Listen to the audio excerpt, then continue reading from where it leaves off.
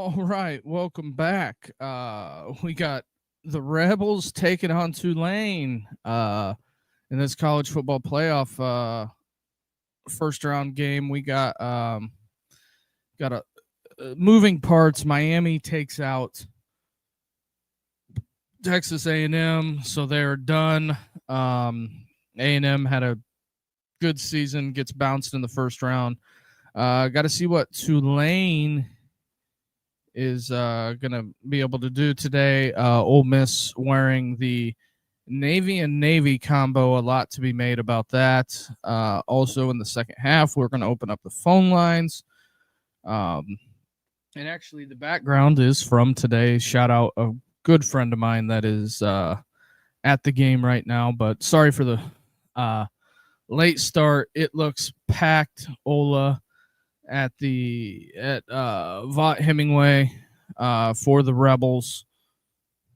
This is going to be interesting. Can Tulane score? Tulane had a hard time the last game that they played against Ole Miss. They couldn't score. I think they only put up like 10 points. So there is that. Oh, man. Get it combed out. All right, we're good to go. The beard looks like $1,000,000. So here we go. What is this? Tulane, 2 quarterbacks.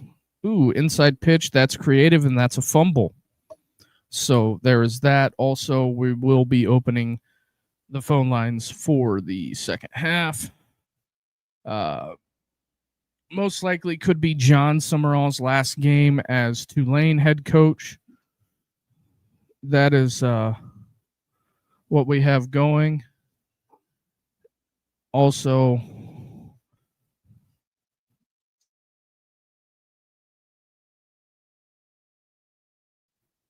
so there is that.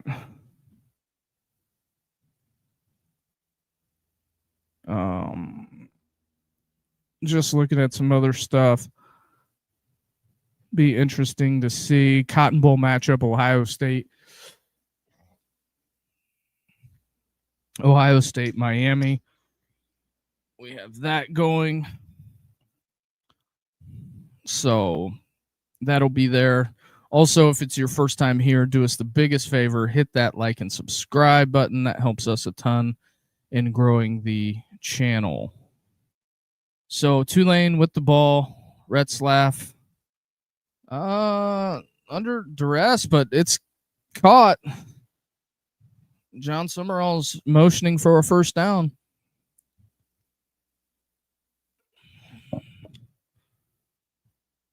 So, yeah, they're going to give the Wave a first down. So that concludes I would say TNT is going to push this game along. I don't think we're going to get nearly as much. How do I want to say this? Nearly as much traffic as far as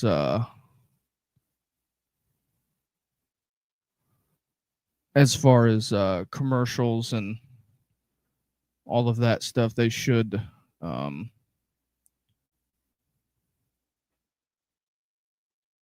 keep it moving right along. That's that. Oh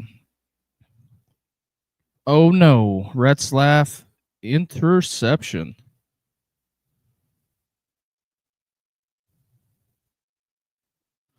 Not ideal for Tulane,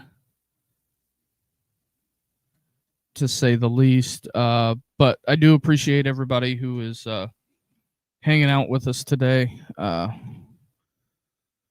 Also, Will Hall being the new coach at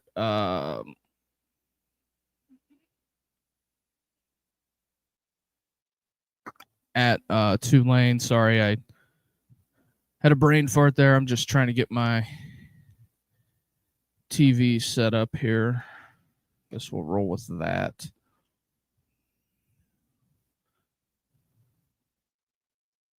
Got a little golf, got a little bit of everything on TV too. Retzlaff just overthrew him. Heads up play.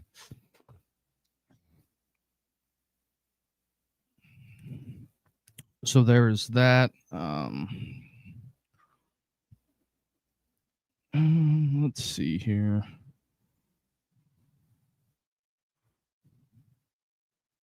Let me get.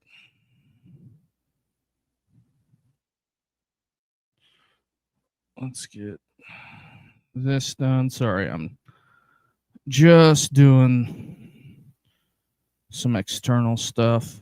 Got to get going here. That's what happens when you are a one-man band. Appreciate everybody. We're just a small podcast here. Also, 41 people on Twitter. Appreciate you on that. Give me 1 second.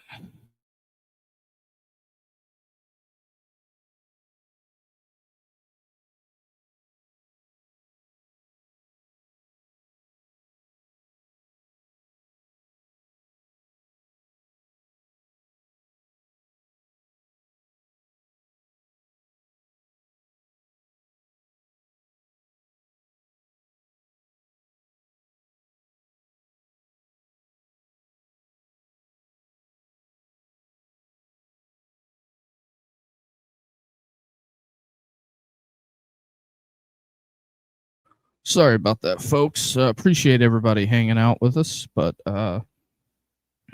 that's what we got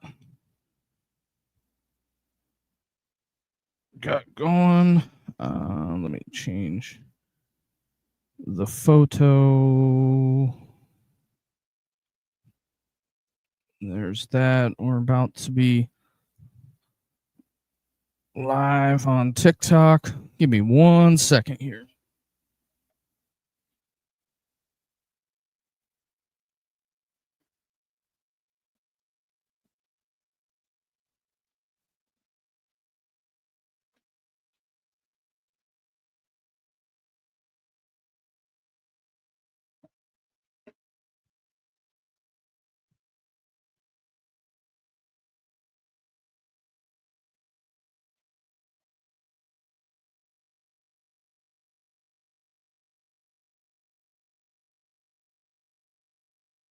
All right. We're going with it.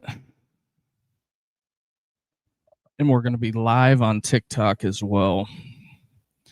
As you can see, by popular demand, Charlie Weiss calling the plays for Ole Miss. Chambliss connects wide open. So there is that.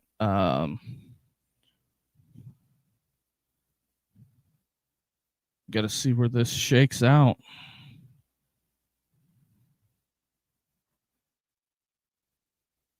Ole Miss threatening here. Got to see what the Rebels come up with. I think at halftime I might go live on Instagram. Actually, I think I'm gonna huck the. We'll do something we never do. Okay, Ole Miss at the 5. Trinidad keeps it in zone. Rebels on the board.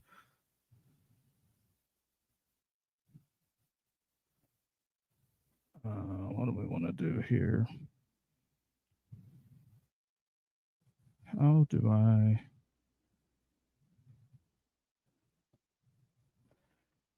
I'm just looking for something here.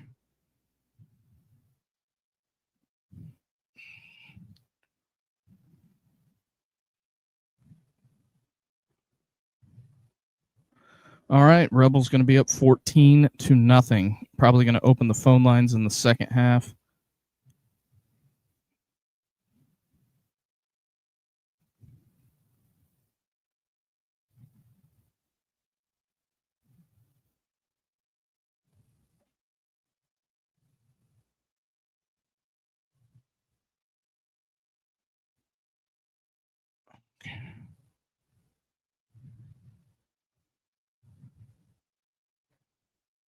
That's a real story.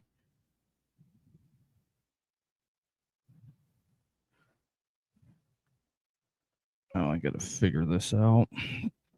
Apologize to everybody. I know this is just riveting podcasting, but I wanted to try something different.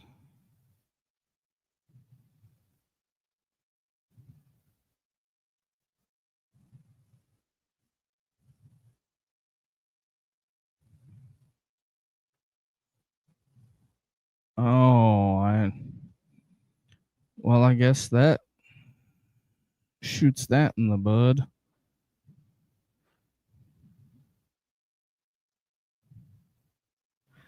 Huh. Who is this? Yeah, no thanks.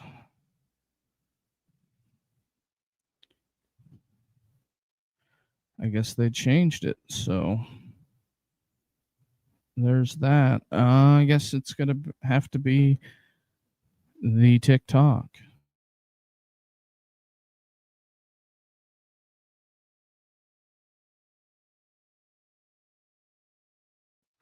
All right. We'll get that going momentarily.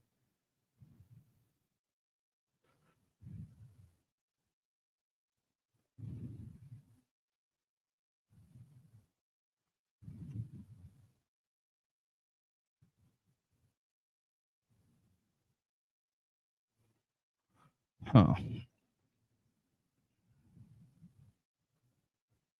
Now, why is Twitter acting wonky?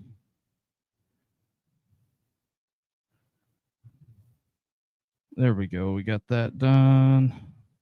Okay. Got TikTok rolling. So there's that. Ole Miss up 14-0 already. They got the stripe out rolling in Vaught Hemingway.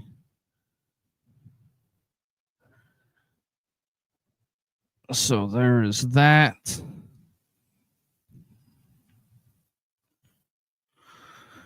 So here we go.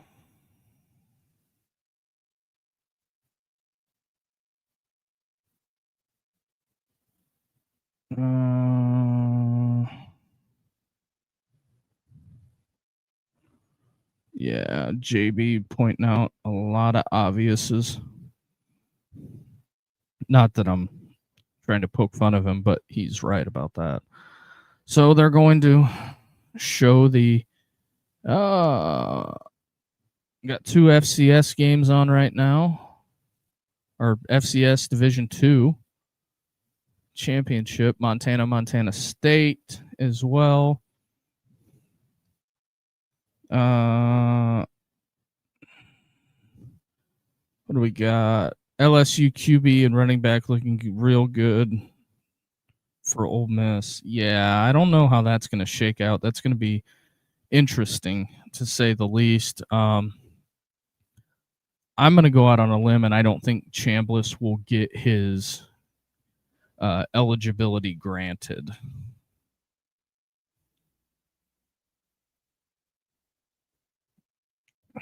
If I had a dog in the fight, but I figured I'd show up. I actually like the powder blue with the black hat combo. Retzlaff, nothing doing on that side.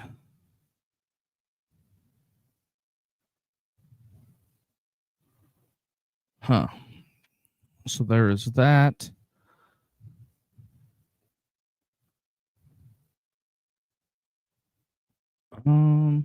Nothing too wee. But yeah, TV2's got the FCS playoff game, and then we got the D2 championships, and then I'm actually gonna. I don't know what I want to do with TikTok at the moment. Retzlaff rolling out, completed. I think it would be a big morale boost for the Wave if they could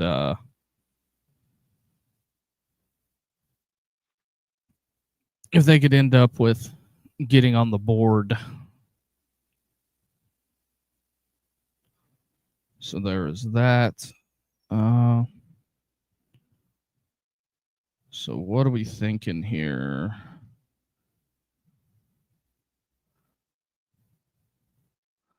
Uh-oh. Wide open. Receiver slipped, wide open. Summerall got excited. Also, Trinidad's former team, Ferris State, is also taking on somebody, but not really sure who.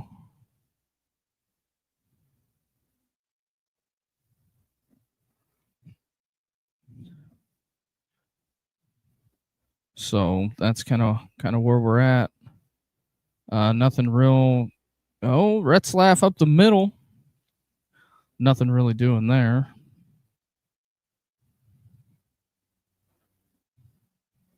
I have a feeling we got to at least get. I'm hoping at least if this is a blowout, I'm hoping the night game is not a blowout. I think I'm gonna huck that. That's nothing really doing there.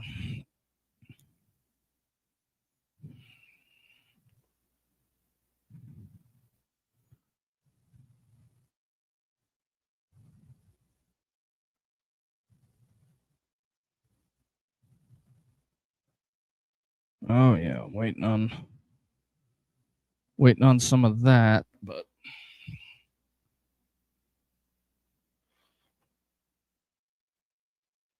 all right.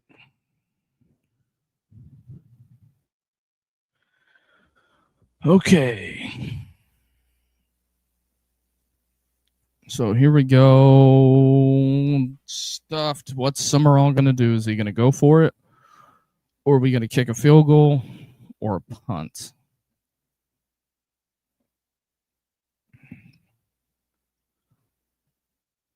That is kind of the options.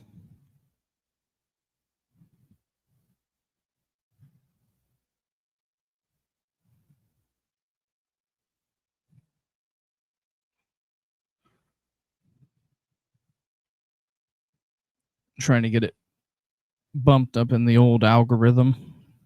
Also, if you guys can do us the biggest favor and hit the like button, that helps us a ton. Ferris State 15-0 versus Harding, also 15-0. I know nobody cares about that, but all right. We getting media timeout? Yes, sir. Fansville's got to get their money's worth. I know that much. So, but yeah, we're going to open the phone lines in the second half if people want to call in.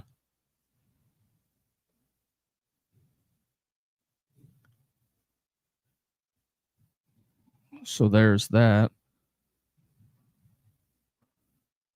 I think this is probably the biggest sporting event in Mississippi history. That's kind of that. Also, for the folks on Twitter that are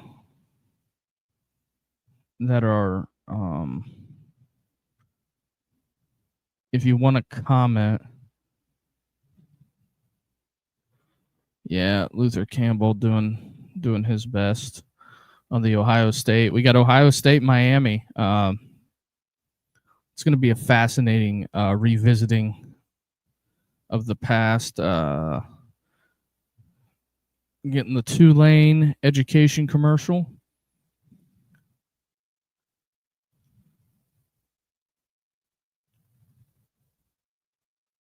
Everything Louisiana. I'm sure the diehards are rolling their eyes at this.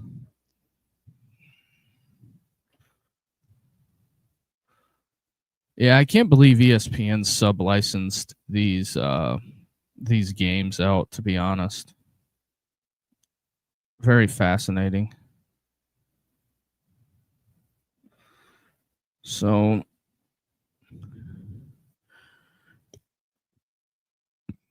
there's that. Just watching the folks roll in here. If it's your first time here,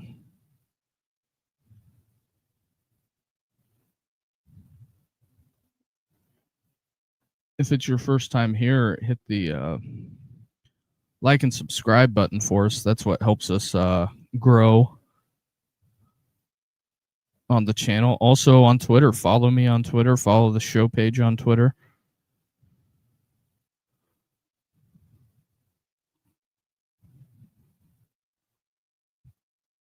What is going on out there?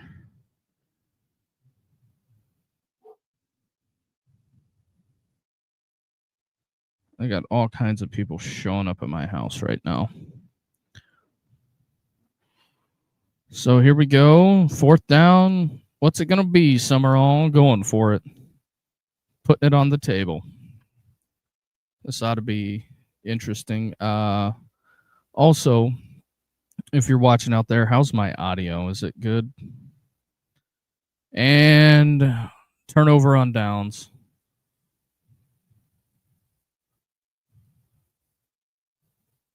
Ole Miss is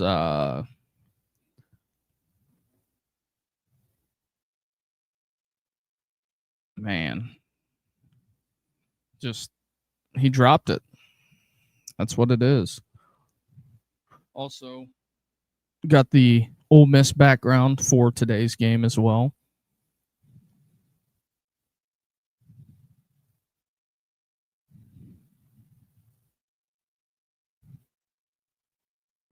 I would say this is a highly emotional game for John Summerall. A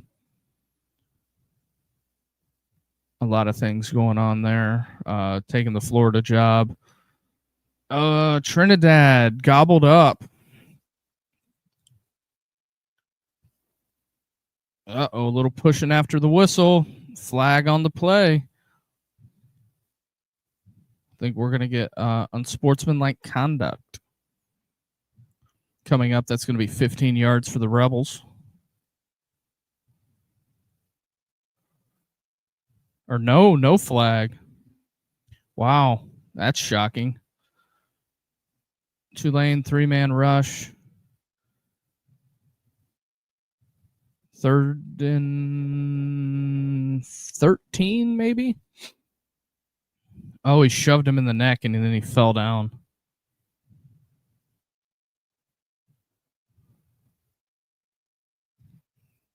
Shoved him by the throat.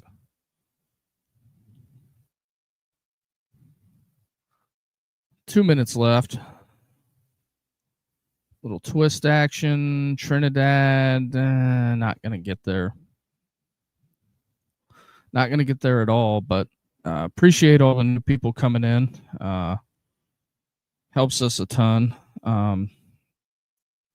If you want to do us the biggest favor, hit that like and subscribe button. That helps us a ton. Also, we're going to be doing James Madison tonight. James Madison, Oregon tonight, which I think that's going to be, some people disagree. I think it's going to be a fascinating game, to be 100% honest with you. But yeah, that's where we're at. Were they taking the delay game? Yeah, they're going to punt. Delay game goes into a punt.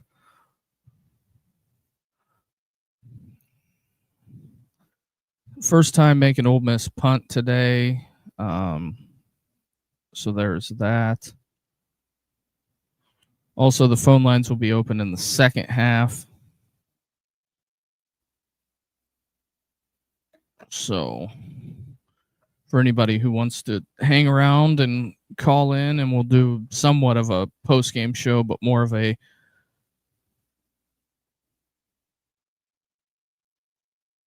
post-gamer. I'm kind of torn. I don't know if I should just keep it all on the James Madison stream or start the own stream for that. That is kind of where we're at. But you guys in the YouTube or the Twitter side of things, if you guys want me to open the phone lines now, I'll go ahead and do it.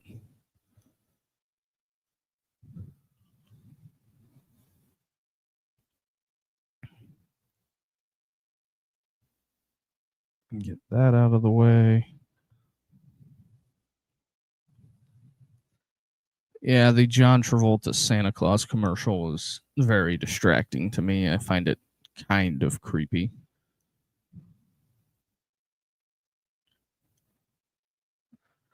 Yeah, that's the one downside of the college football playoff. I know people love the college football playoff, but it's kind of sucks that there's only really one game on. That's the, I would say, drawback of it, but just my opinion.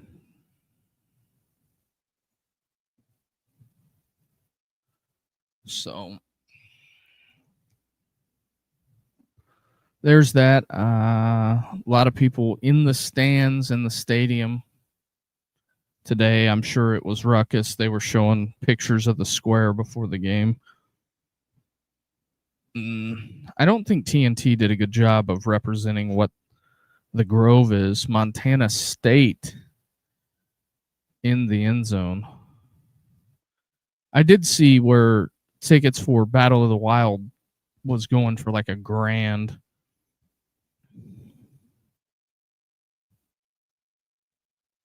So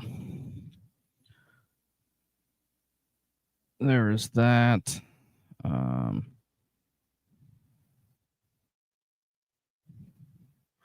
Just looking, it's kind of slow moving. There's not a whole bunch going on.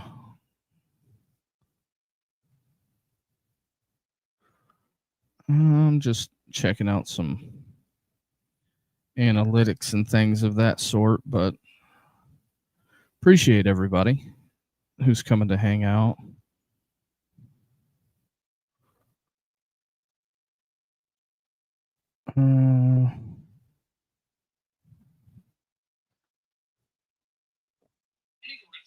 Uh-oh.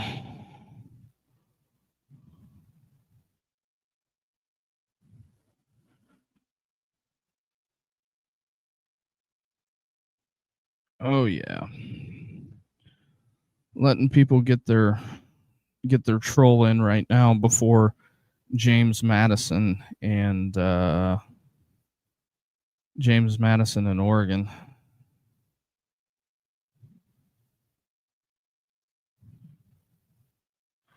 Oh. Tulane in Ole Miss territory. Here we go. What can... Oh, yeah. Hell of a catch. That's not ideal for the Rebels.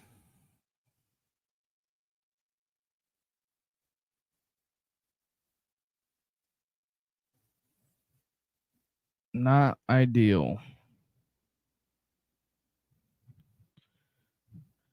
Like I said, Tulane can get on the board. They got to stop and then getting on the board. That is, it's going to make it interesting. That's for sure. But I'm also an over better on this game, so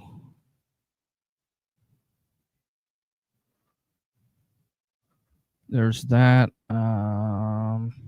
End of the first quarter. Ole Miss 14, Tulane nothing. Where are we at here?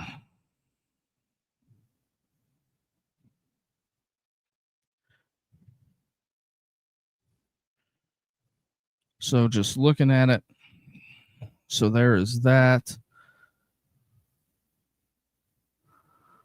All right. We're halfway to halftime.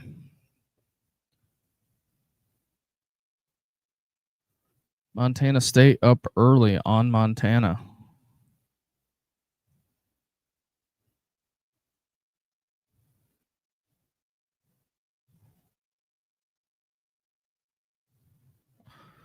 Yeah. So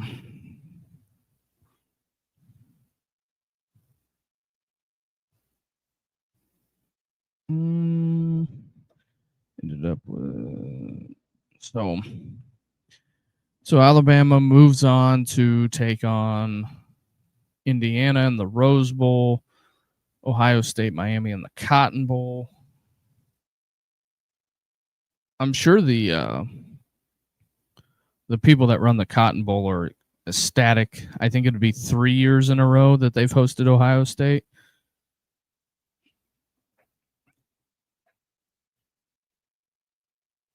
That's what I think.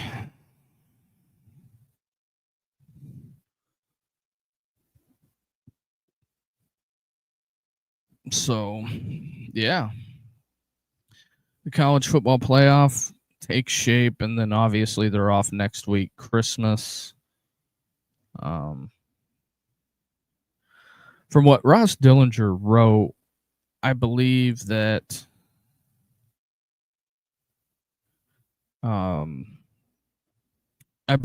the college football playoff first round is going to be played the week of Army Navy, and then the semifinals will be the week before Christmas. Quarter will be New Year's Eve, New Year's Day, I believe.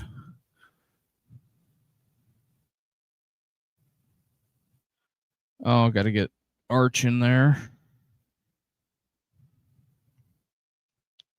I wonder if I should adjust the height of the camera. Jackson Dart in the Ole Miss commercial.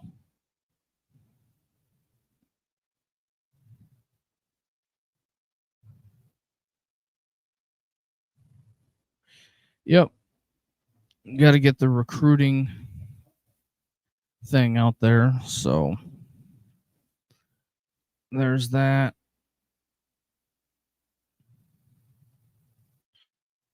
Looks like Ole Miss is shooting off the fireworks.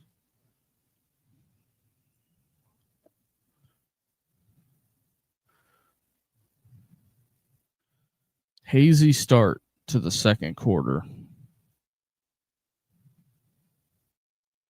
Oh, Tulane running the old reverse. That gets snuffed out.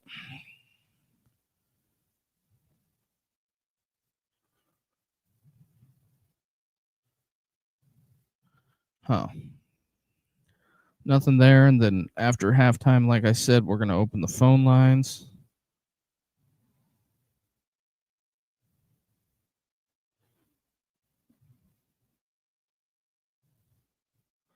Ferris State on the board for anyone who cares. So there's that.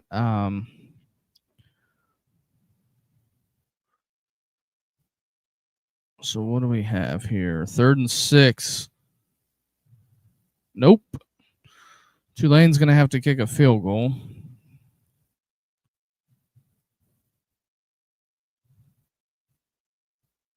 Yeah, I didn't think Summerall would go for it.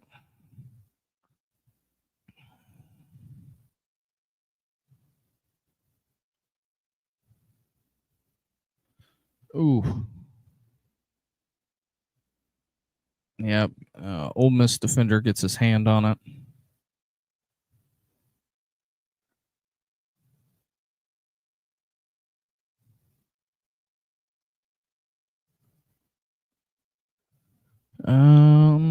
Kick is up. And it's good. Bangs it home. Tulane on the board, finally.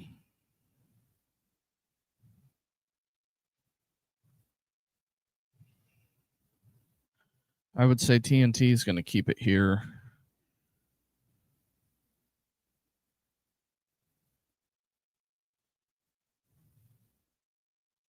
Oh, they're now showing the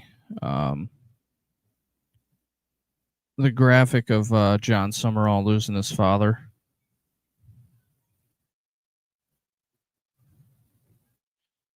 It's a good shot of the stadium.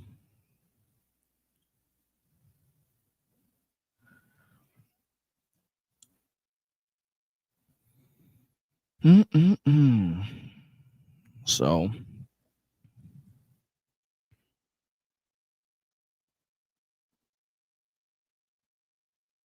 Summerall,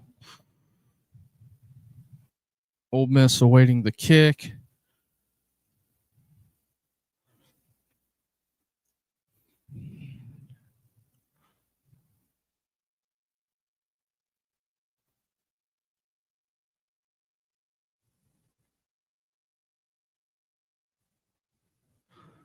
All right.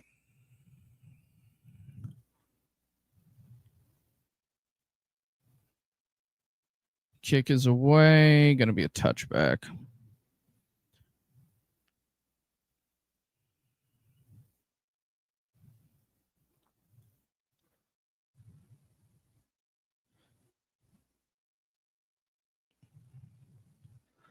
Lacey, Chambliss, touchdowns. Oh, yeah, I forgot during the college football playoff, they outline the logos in gold.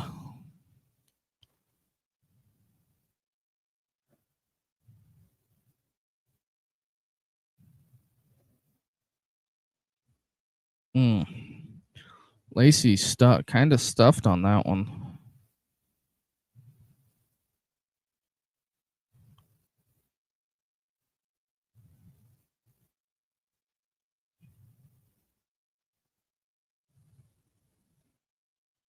A little tempo. Lacey kind of tripped up again. Third down.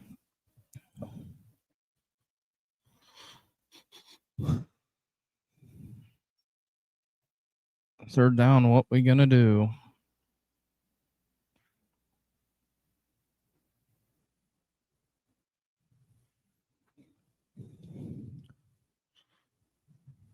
$231 quarterback pressures. Must not have got the look they liked, and Ole Miss timeout.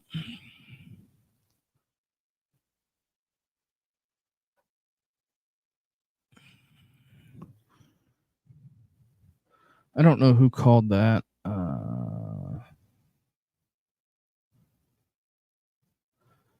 Doing the Chambliss Lacey thing and the powders.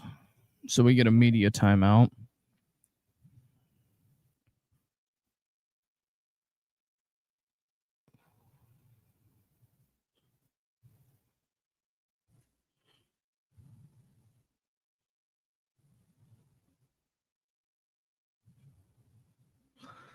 And I'm also watching this golf thing with the professionals playing with like family members. I find that fascinating.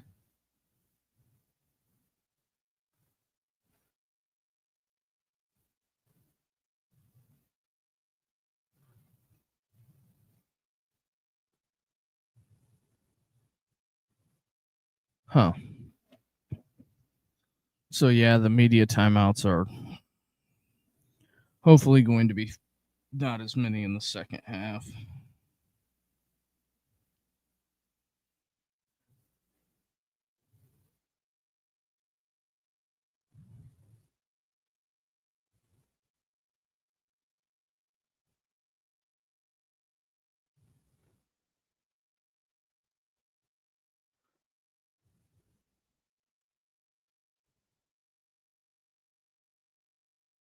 Sorry about that. I am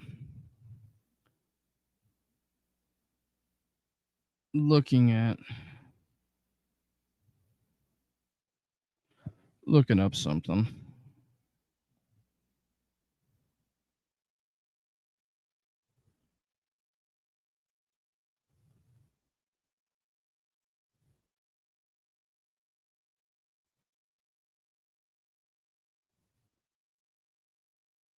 That's what I thought.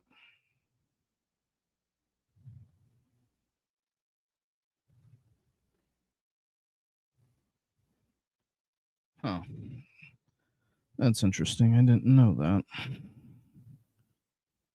Oh, just catching up on some other stuff.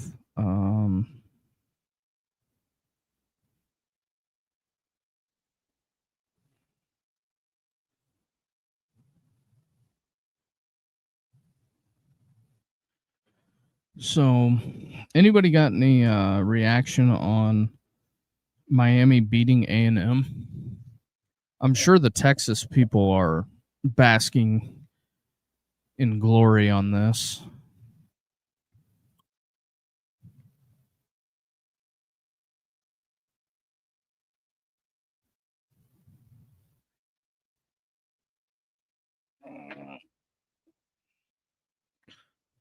I'm sure the Texas people are just trolling out of their minds. 3rd and 4. What do we got here? Lacey in motion. Uh-oh. Chambliss got to get rid of it. Short of the first. That's a first down.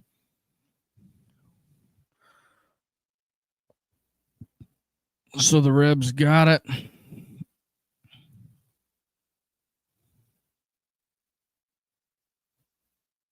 Ferris State up 14-0. Gonna win another national championship, it looks like. Uh-oh. Kiwan, hang on to that ball, son.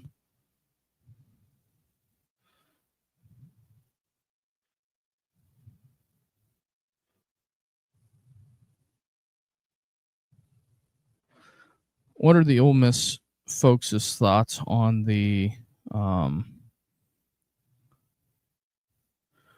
on them wearing the navies today? Navy on Navy. Chambliss. Don't know what that was about, but it looked like part of the ball got snapped, and that looked like a out of sync play there for the most part. Got the CA 91 on the helmet.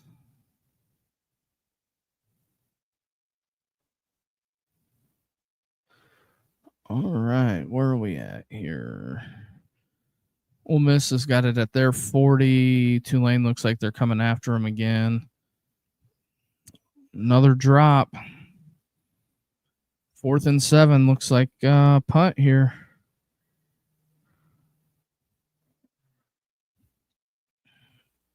Punt upcoming for the Rebels. So, just trying to take it in. Chambliss threw it behind him. In my opinion, you got to lead him on that throw. Ooh, Tulane got close. Punt received. 3 Ole Miss defenders there, plus the long snapper. Somewhere Ben Craddock is excited.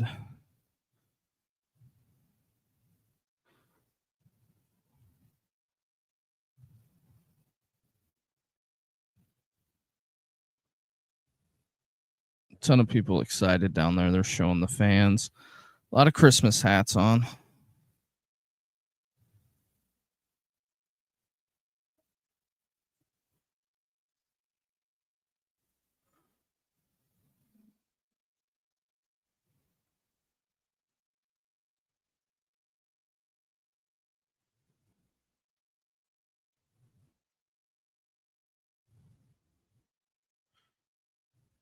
Huh. Ohio State, North Carolina about to tip back off.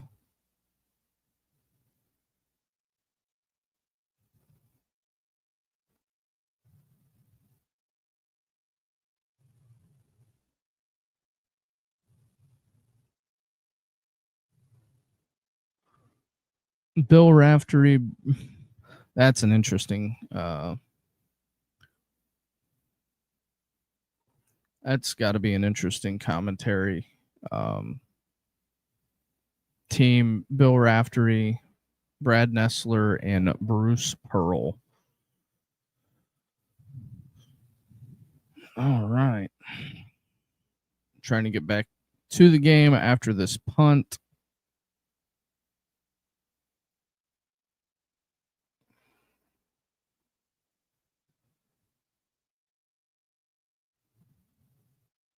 They are getting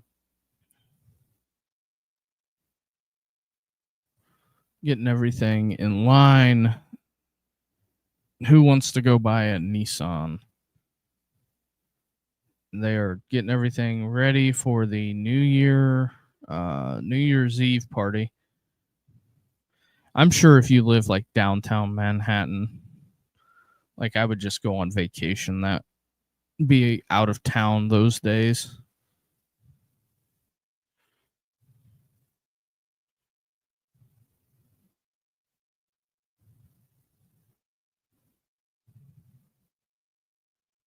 FCS championship getting played in Nashville this year.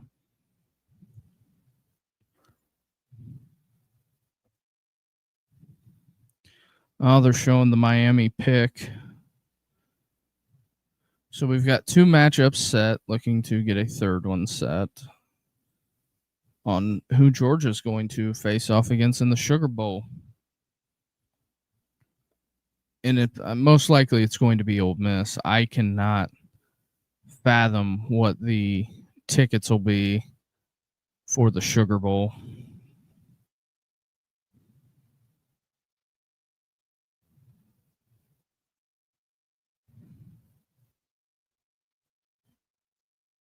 Okay. 11 minutes left, eh? Tulane with a pretty decent run on that first down.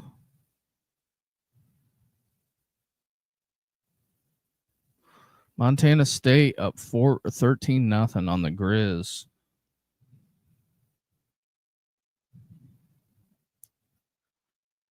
All right, gotta wrap him up.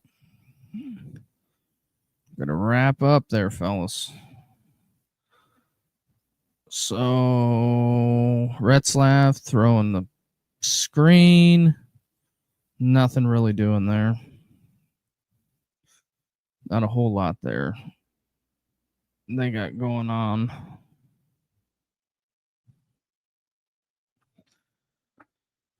All right.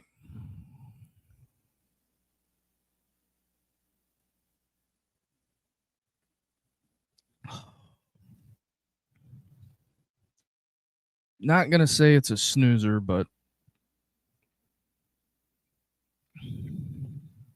not highly exciting. No drama, as the TV people have done, have started to do that. But Tulane runs for another first down.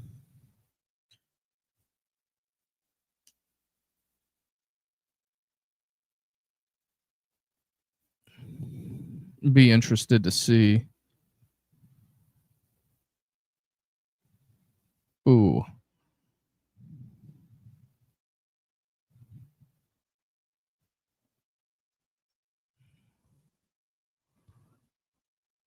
Right. There you go. Tulane. I think they found something here. I think they found a little key here. Pull the tackle. Whoop. Big hole on the backside. What a block by the tight end there.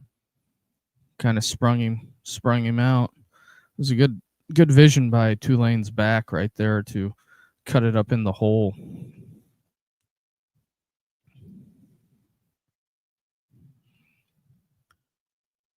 That one was not so successful. I think Ole Miss kind of knew that was coming.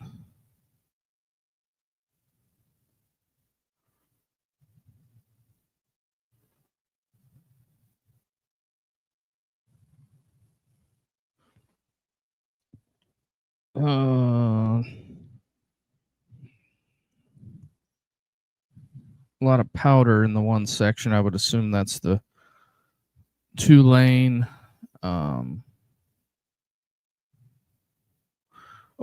Free rusher. Yeah. If Retzloff didn't get that one off, he was going to get exploded.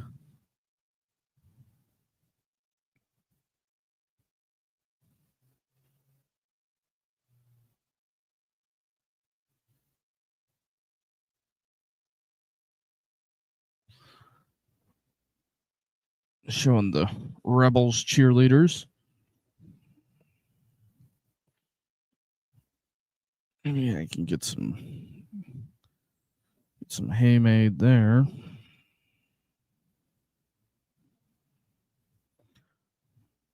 Ooh, Retzloff sacked. Let's say we got a Tulane punt.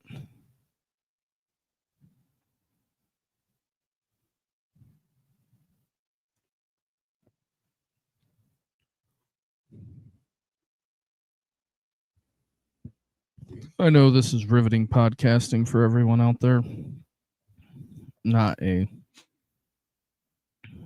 It's not a whole lot doing, to be honest. Here comes the Tulane punt. 8 minutes left in the first half. Bang.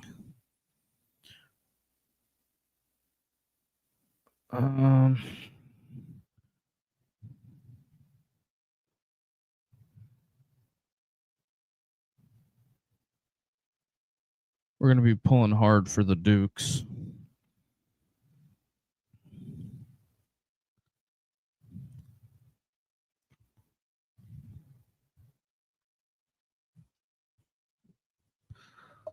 Just showed the Ole Miss band that they got college football patches too. Want to give a shout out to the Ole Miss athletic department on that.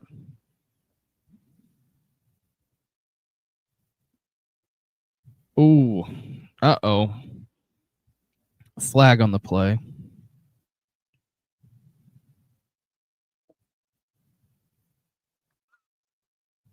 What do we got? Holding? Oh, face mask against Tulane. That's a backbreaker. That doesn't help.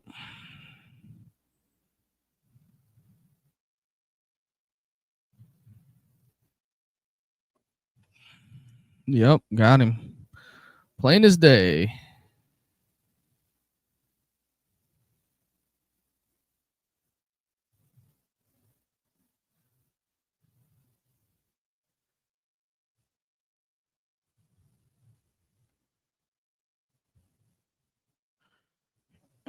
Lacey, got to make something out of nothing here.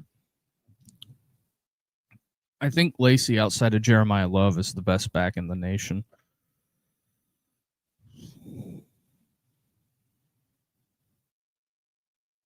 Not many as good as him. Looks like the sun's going down.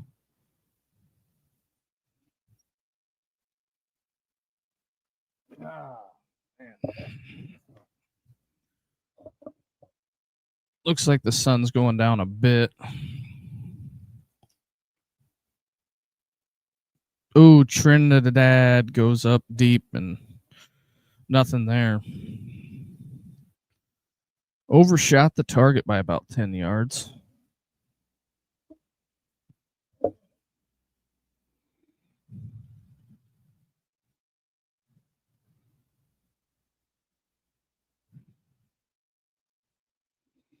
All right, waiting for everybody to signal everything in.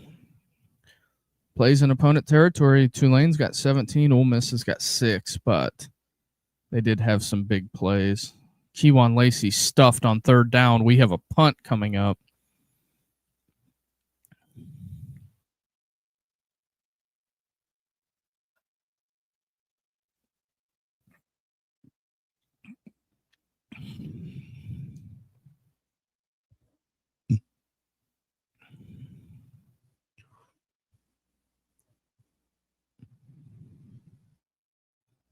Okay, here we go.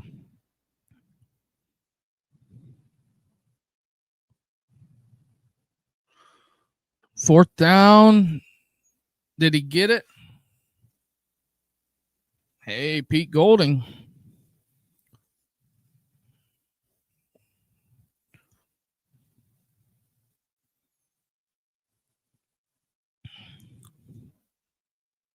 Oh, I gotta make it. I'm gonna shoot a text.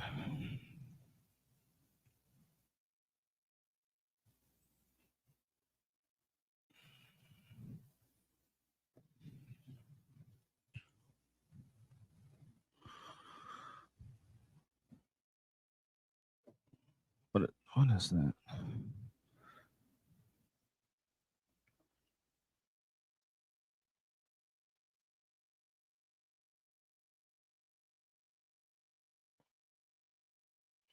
Oh yeah.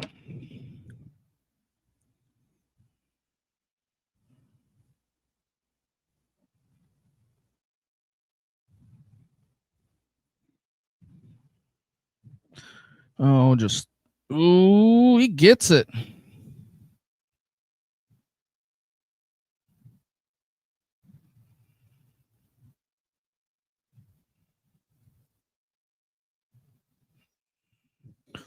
Okay.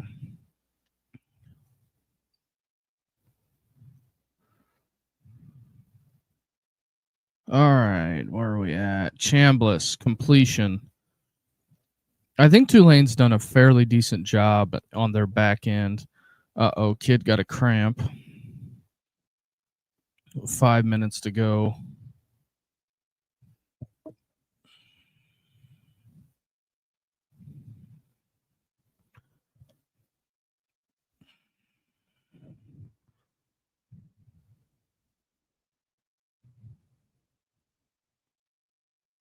Checking on the kid.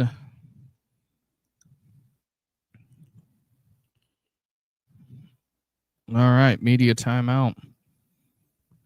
We are 15, 20-ish minutes away from the phone lines being open if you guys want to call. I wonder how close this is going to run to the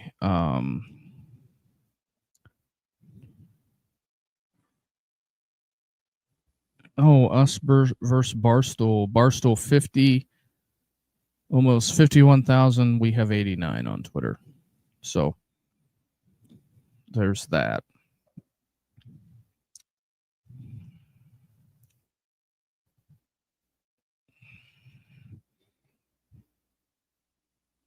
Showing Coors Light commercials.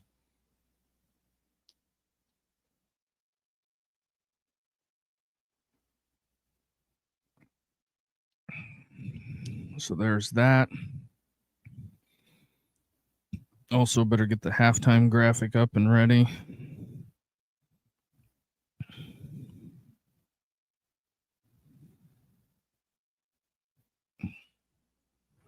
Get that out of the way. So that's ready to go.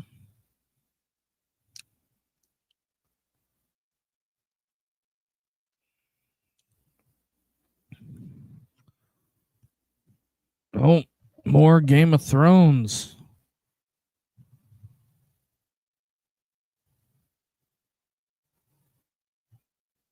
I wonder how long HBO is going to milk the Game of Thrones thing.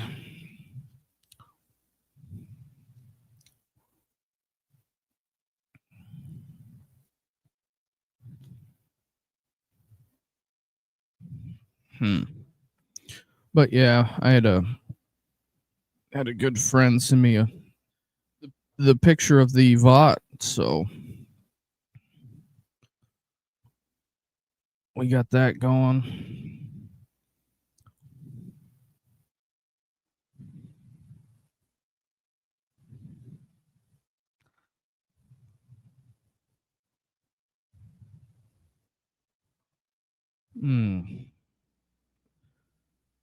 John Daly's got some interesting pants on today.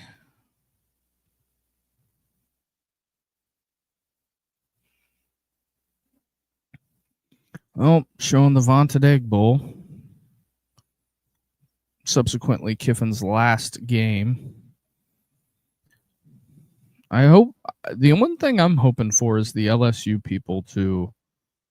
I think it's going to be interesting because they're expecting the winner of the intergalactic championship. And what if it was the same thing? What if he doesn't win or doesn't duplicate the success that he had at Ole Miss? Trinidad Chambliss, 7 300-yard passing games, tied for fourth most in program history.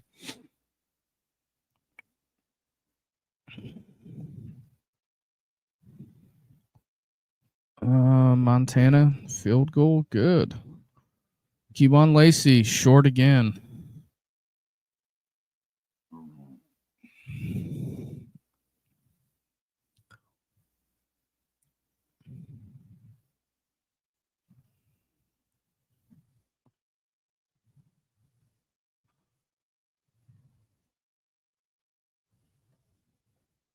All right.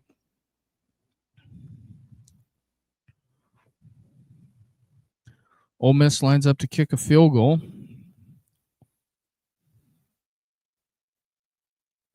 5 of 6 on the season from I think 40 plus.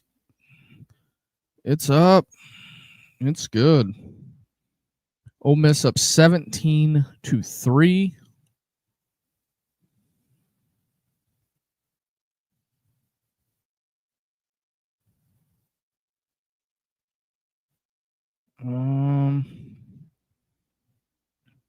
Everybody thought that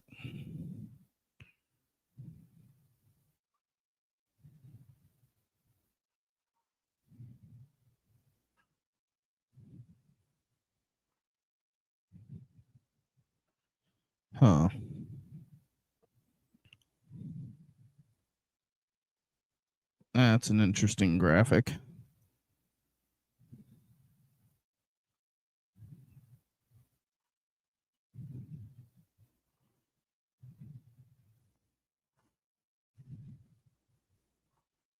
Okay.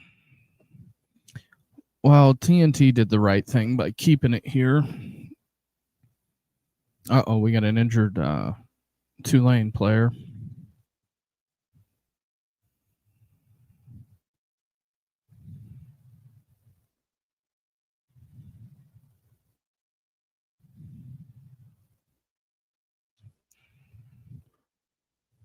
Uh-oh, did he get poked in the eye?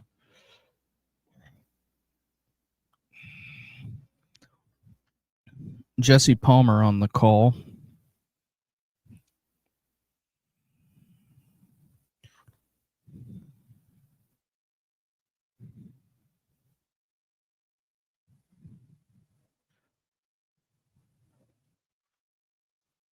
All right, there's Pete Golding.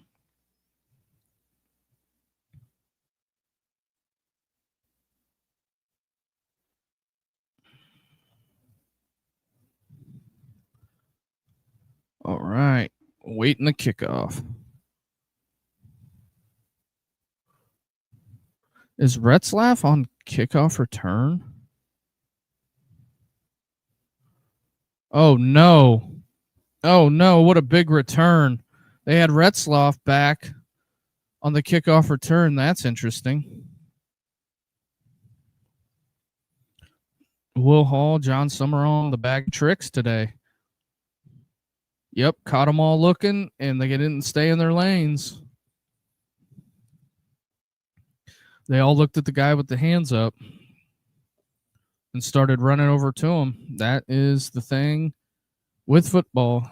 You can line a ficus up at wide receiver, and you know what the team's still got to do? They got to cover it.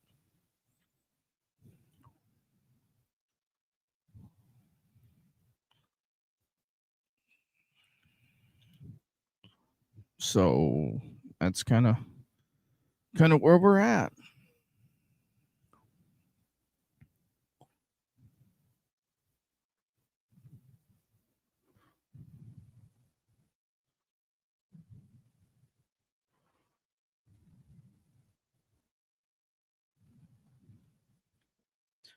All right.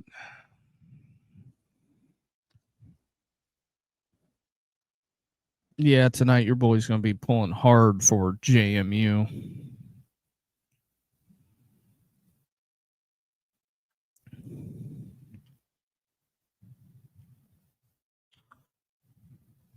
Tight end in motion, brings him into block. Nothing doing. Ole Miss stuffs that one up. Ball comes out. Was he down? What are we doing? No, I will say, I don't know why the officials keep interjecting into anytime there's a scrum, they just run in there. And when one of them gets whacked, because, a pile's moving, they're going to be personal foul. He's kicked out of the game. It's going to be like, stop it. The Rebels cheerleaders urging the fans to make some noise. Montana State, another touchdown, about to go up to 20-3 on the Grizz. And Retzloff is gobbled up by the Ole Miss defense. So we got a little sign of life here. Quite a few people in the powder blue as well.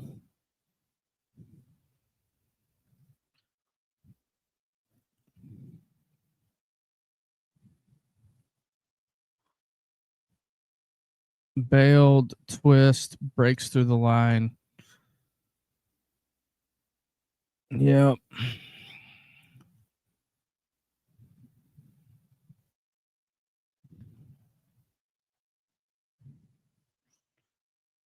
All right. Media timeout. Oh, man. We got Jeep commercials now. And showing the mountains.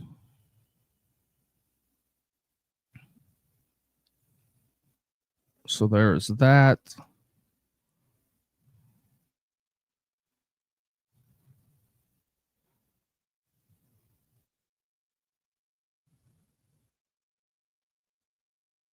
Showing up all of that.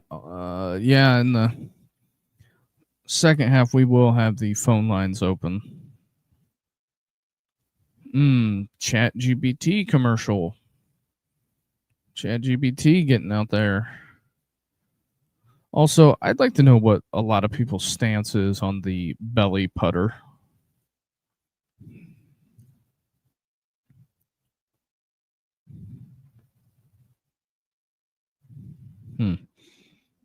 Now we got Santa Power Tools by this company.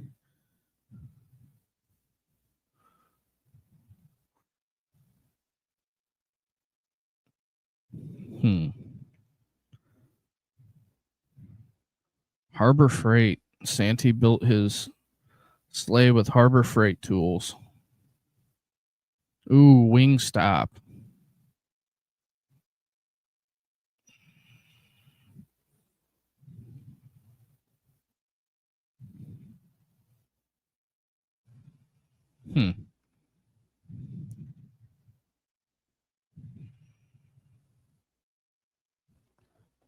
Uh-oh.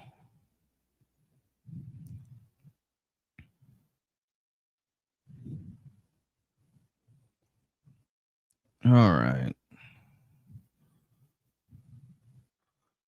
Oh, they're showing the American commercial.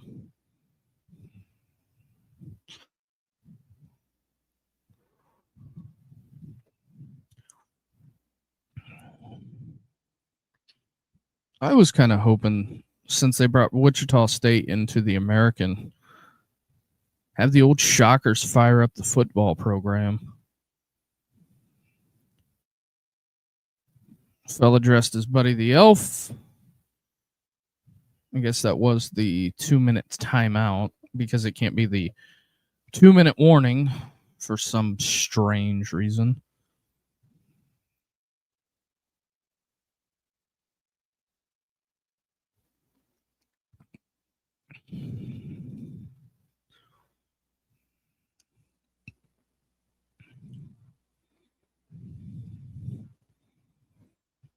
Booger McFarlane, Darinoka getting it together.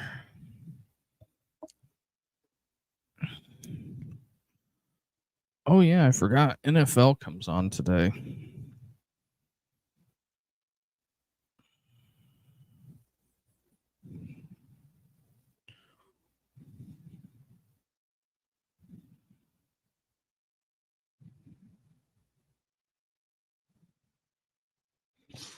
Kevon Lacey. Uh-oh. That's not good, holding his shoulder.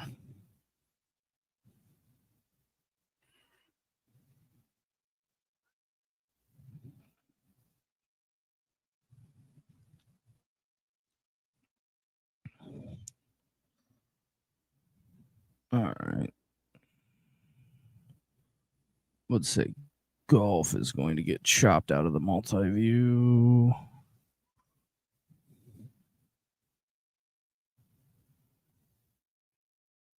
Kevon Lacey coming off.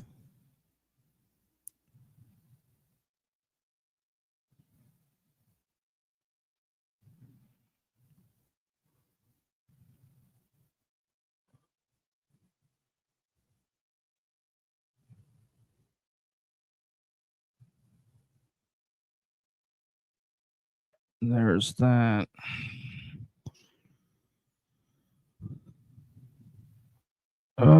Chambliss connects. Gotta wrap him up, Tulane. Gotta wrap him up. Lacey going into the injury tent.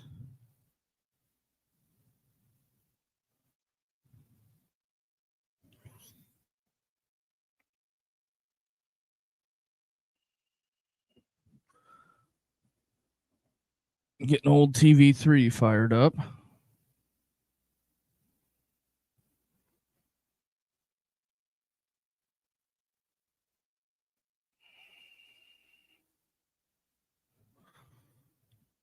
NFL's about to come back on.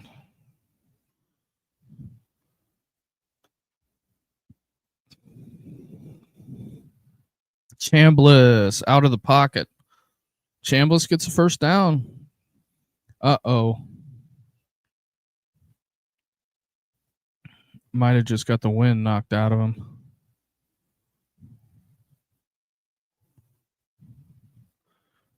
Trinidad Chambliss down for the Rebels.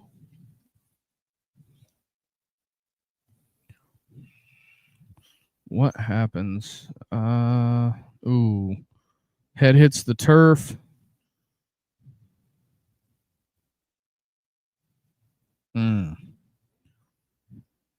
Don't know, maybe a contact flew out on the impact. Not 100% sure.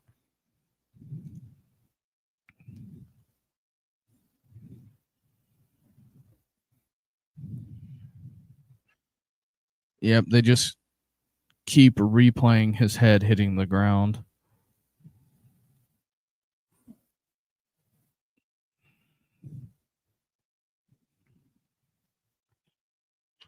Adam Schefter, what do you have to say? Ricky Pearsall ruled out for the Monday night game.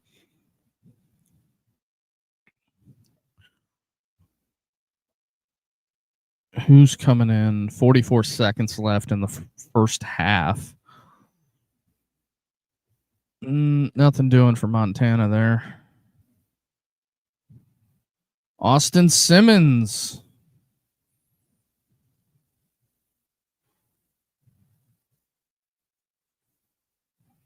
makes an appearance.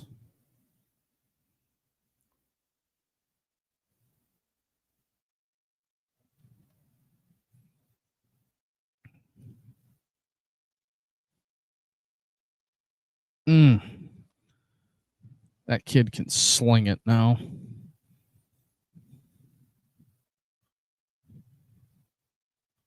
What is going on?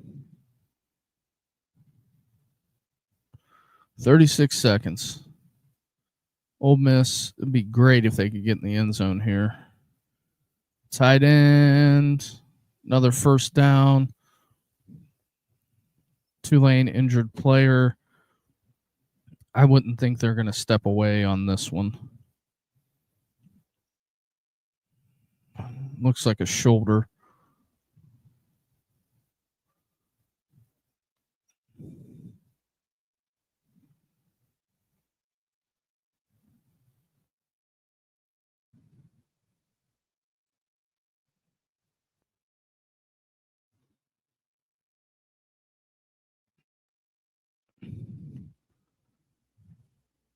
Put the breath under your own name. What is it?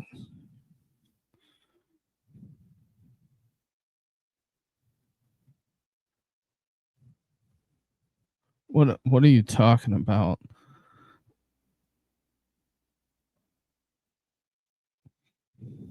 As a hat. Huh. But we're about to take a break for halftime, and then also we are going to open the phone lines in the second half. Montana Grizz on the board.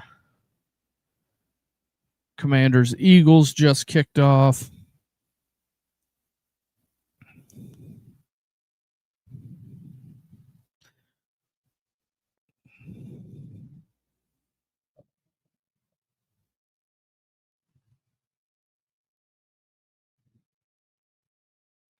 Uh-oh. I missed it.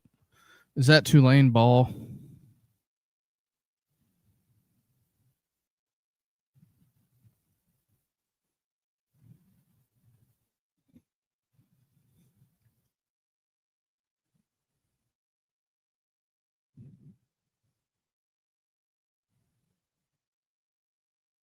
Okay.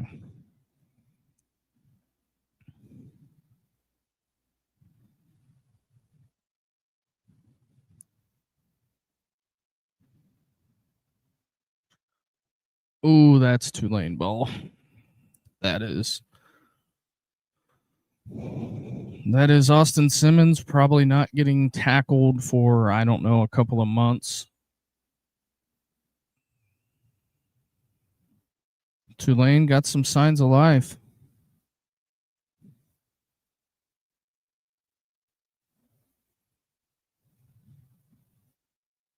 Kewan Lacey back out of the tent.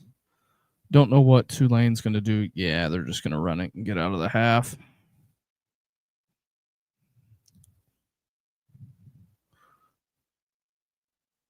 Tulane called timeout.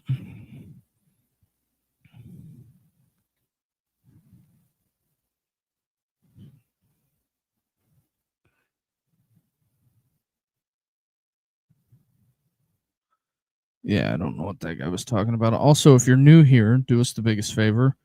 Hit that like and subscribe button. That helps us a ton.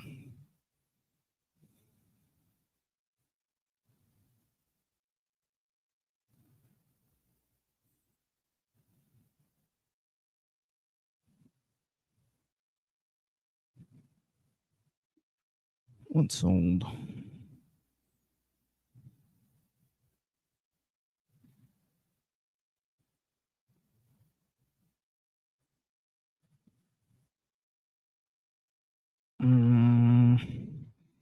They haven't shown.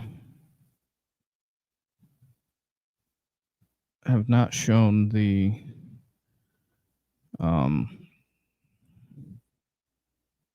catch. 5 seconds.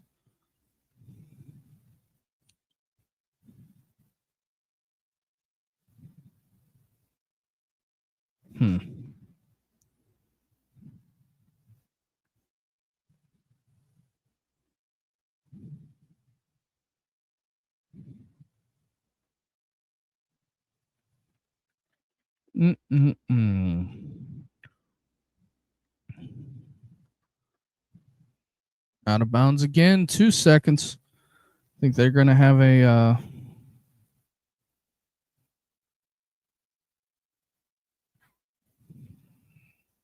shot at possibly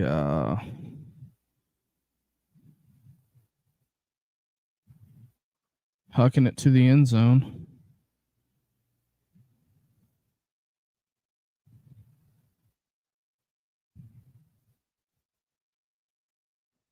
Here we go.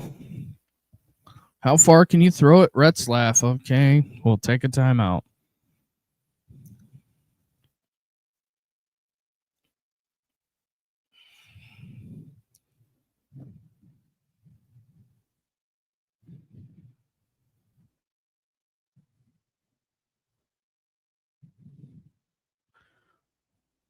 I would assume Chambliss is coming back in. He's staring at an iPad. I don't have the broadcast on, but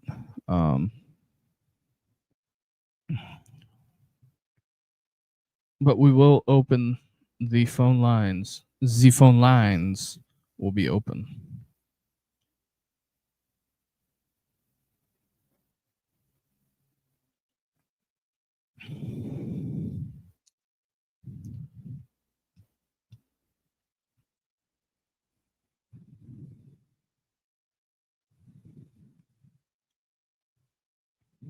Ooh, elbow to the face in the Ohio State game.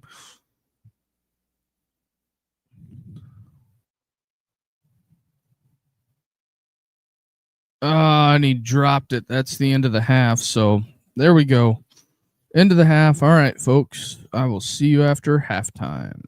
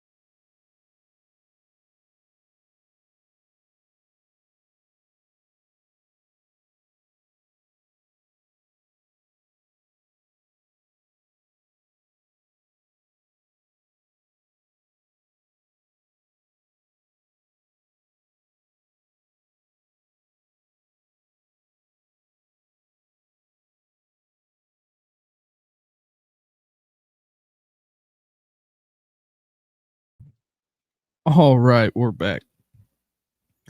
Second half underway.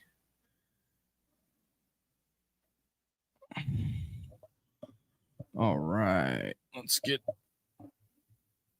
everything dialed up and ready to go. Retzlaff. Oh no.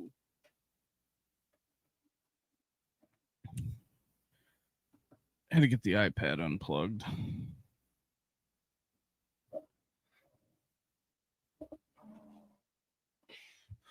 All right, Retzlaff comes out completion.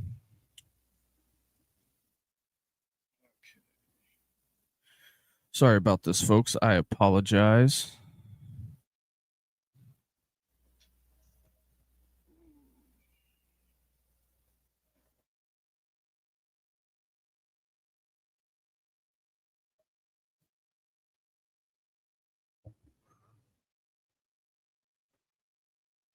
The phone line is open. If you want to call, number to call is 260 255 4069 is the number to call.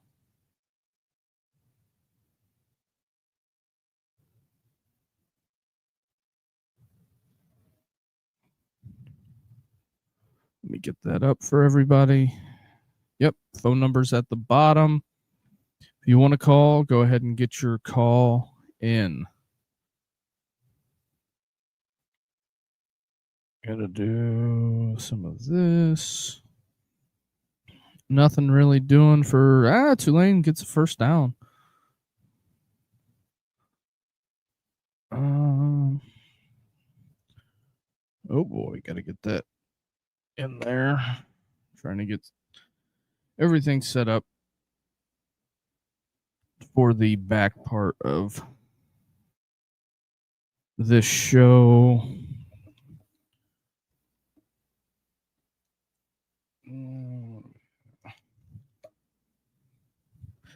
So there is that.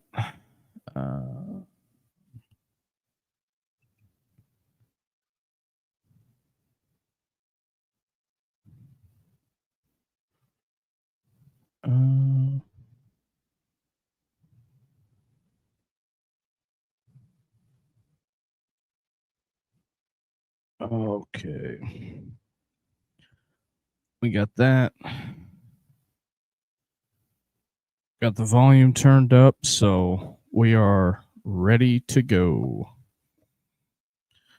And that's interesting. A guy with a Miami shirt and a North Carolina shirt. That's fascinating. Nothing doing.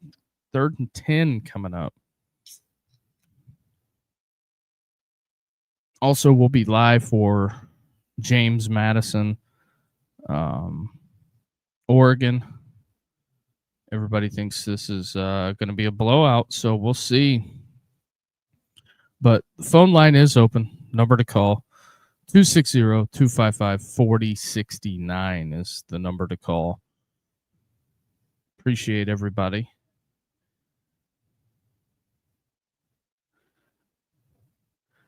Retzlaff, yep, 3rd and 10.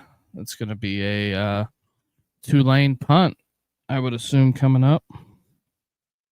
So that's what we got going on. Also, if you're new here, appreciate everybody hitting the like and subscribe button. That helps us a ton as well. So there's that. Phone line is open.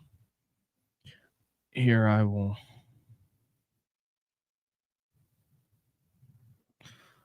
So people that show up are there and they're aware. It goes in the end zone. So there's that.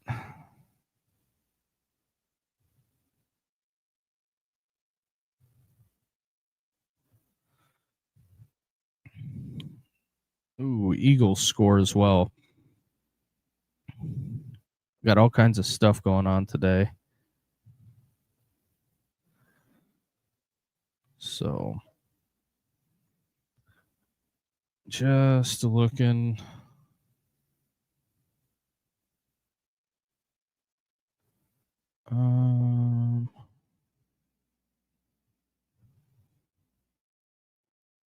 What was I looking for? Oh, I could get that done.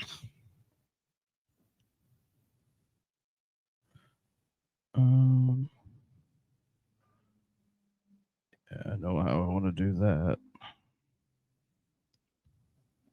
But yeah, appreciate everybody. No,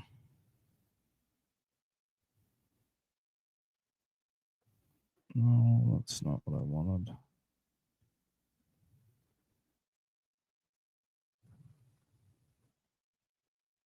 Yeah, that's what I wanted.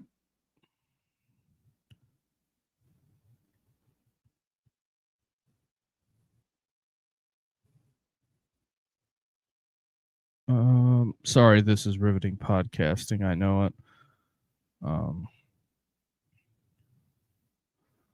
Trying to get some promotional things done. Get that posted. Go ahead and flip back here. But yeah, phone line is open. Number to call. 260-255-4069 is the number to call.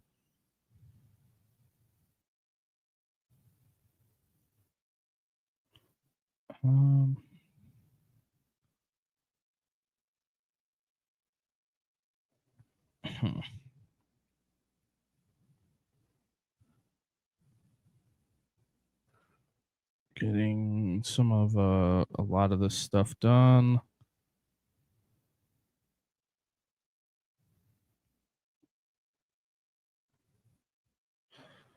Okay.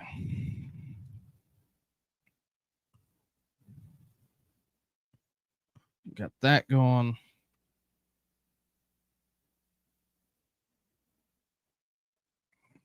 Appreciate everybody for joining the stream.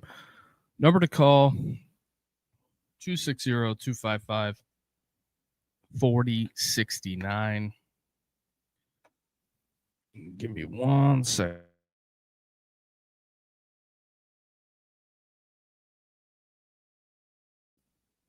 Hopefully that wasn't caught on live mic. Fire back up the old TikTok machine. Completion. Ole Miss out to midfield. Oh, man.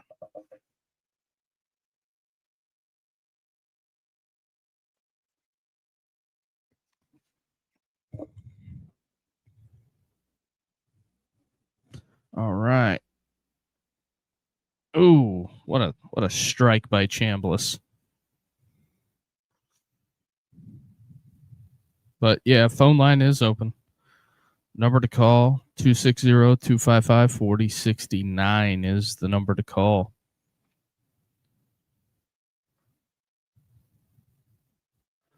So if you want to call, get it in. We'll leave it open until a little bit of the conclusion of the game.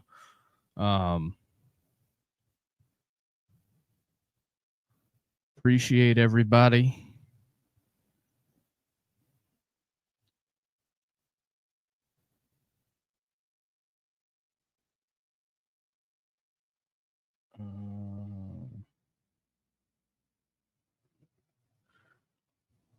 Getting some of this done.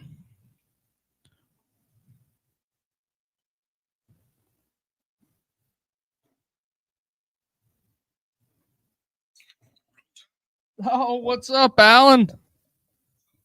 Oh, hold on. Let me get my earbud in. Oh, man. If I can get all this equipment and everything figured out. You got me? Can you hear me? Oh, man. How about that 17-point comeback?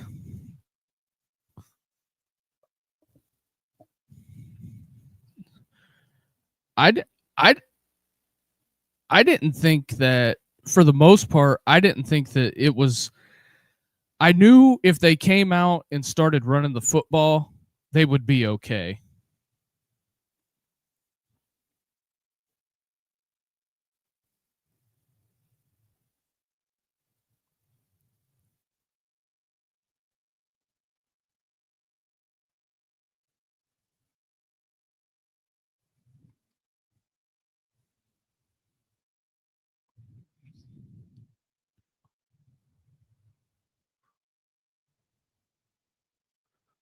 Oh yeah.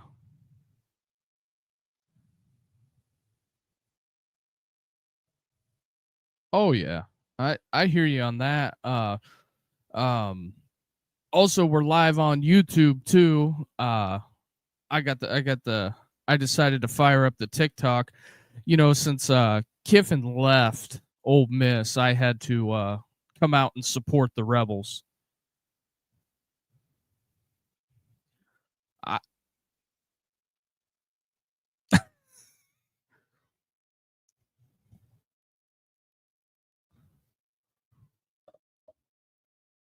oh, I totally get you on that. I went down to Talladega this spring.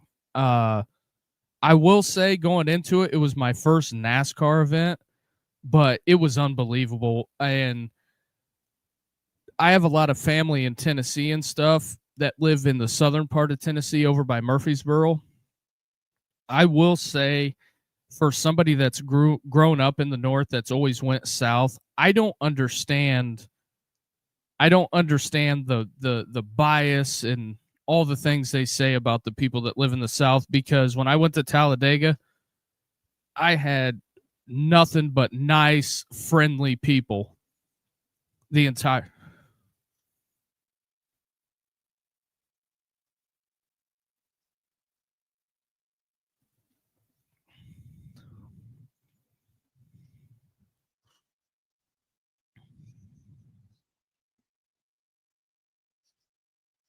Right. Right.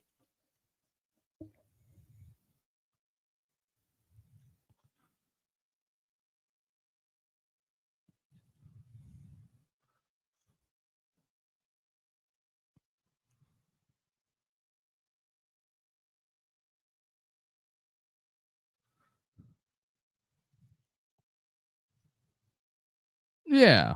And I totally get that. And everybody that I came in contact with, whether they were rich, poor, anything like that, unbelievable. I had some friends that I met over at the race that came from Oxford.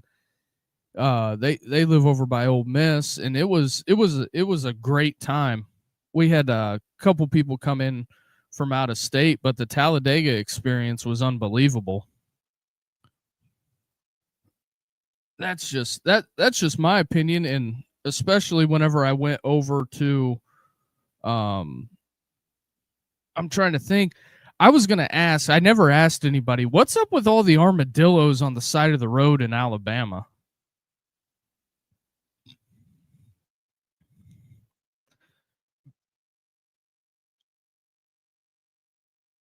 Mm. I figured as much, but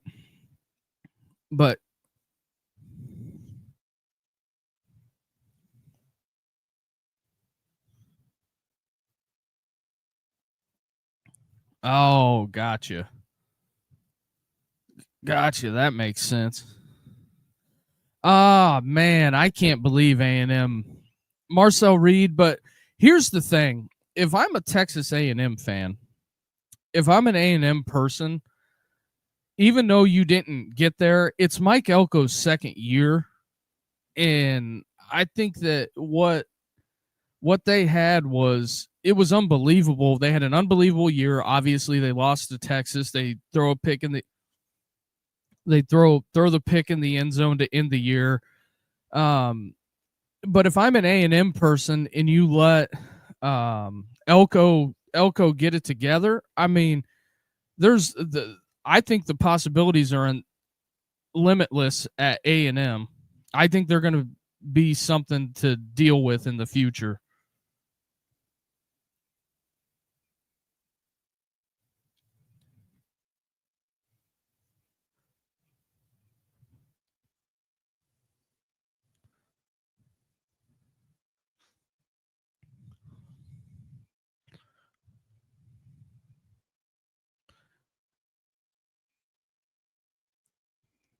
Right.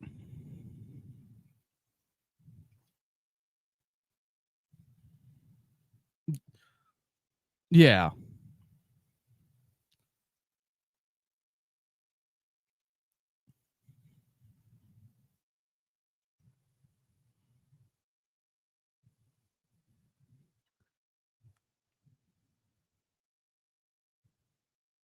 Uh,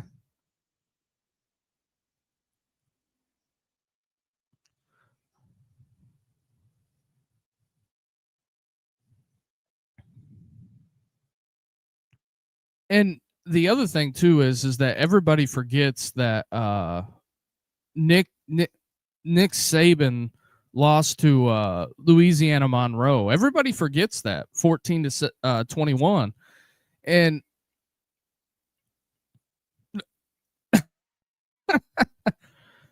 yeah,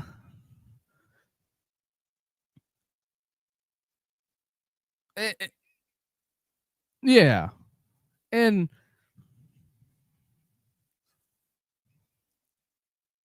oh yeah, and especially getting that win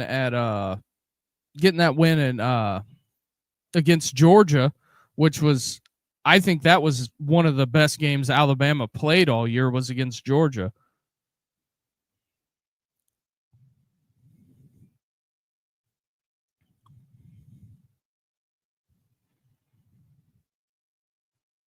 Right. And and go ahead.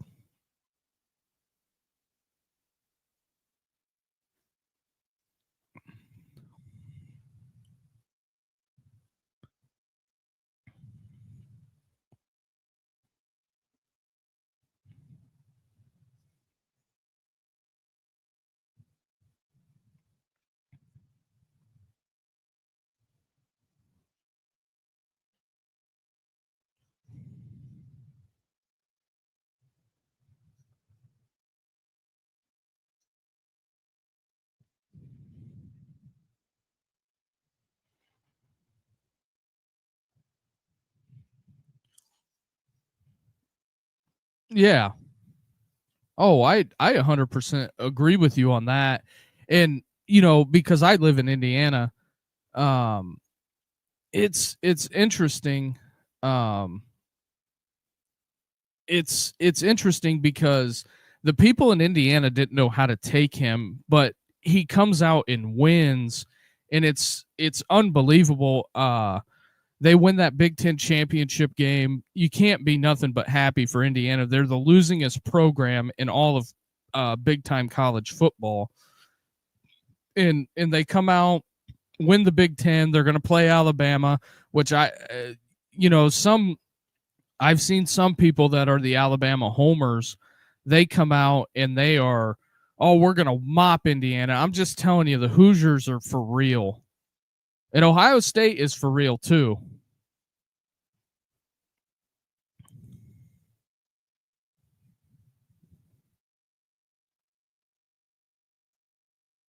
Mm-hmm.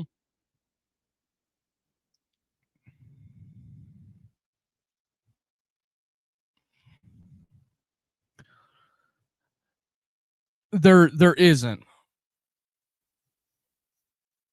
No.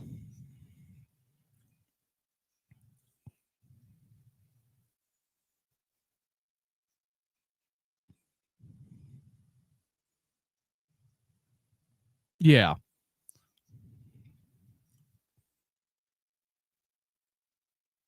No, Ohio State is going to play Miami.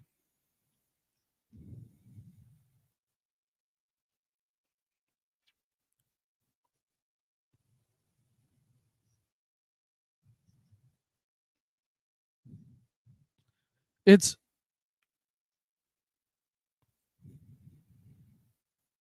Missouri. I'll do you one better. They'd win 10 a year. Be- yeah.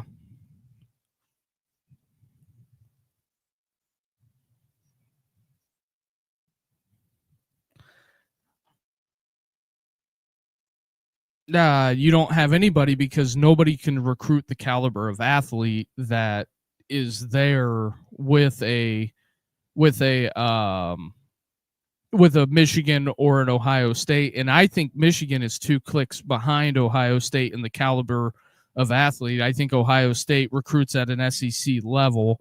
Um, I also think that you have Indiana. The thing that I think Signetti gives him a slight advantage, well, a big advantage over a ton of the Big Ten programs that have the stars and everything like that running against him, is that Signetti is, I think, an elite evaluator of talent.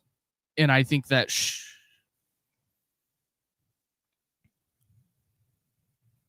yeah,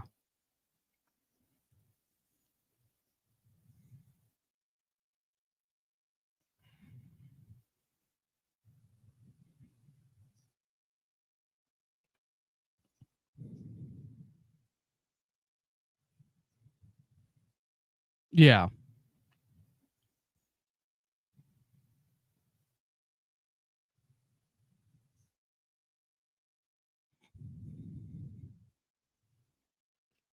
Okay, I will take the victory that Ohio State had on the road, because Ohio State's victory they had on the road against Michigan, I think that says something, because for all intents and purposes, Michigan was a mess on offense, and the program as a whole is a mess right now. But that was not going on realistically during the season.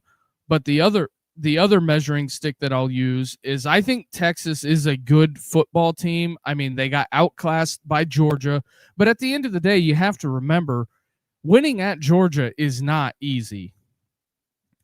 And I think that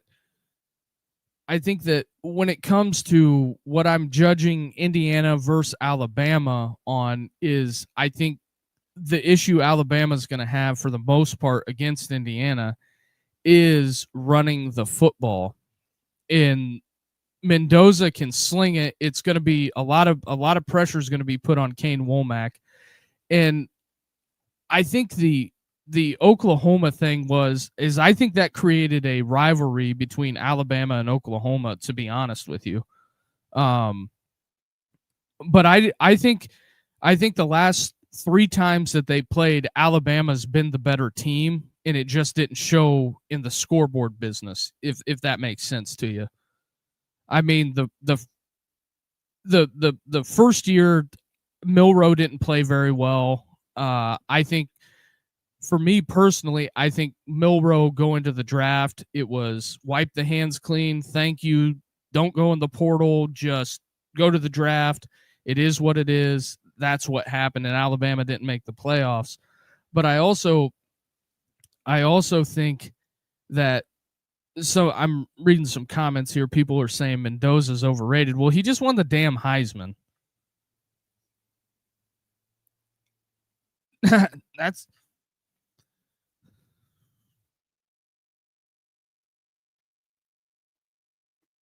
Oh yeah. And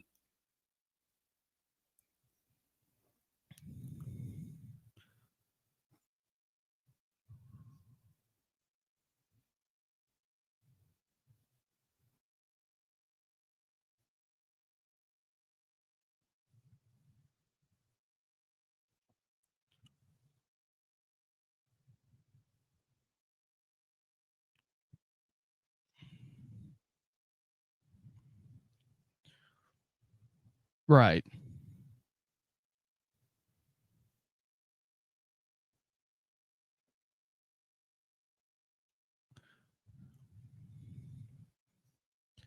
I I I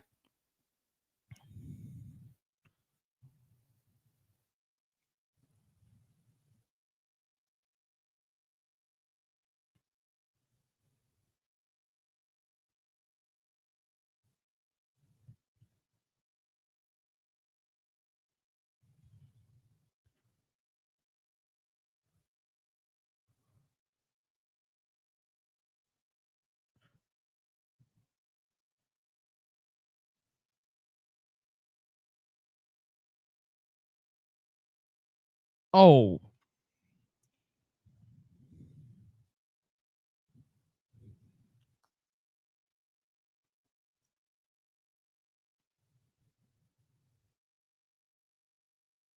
Right. That's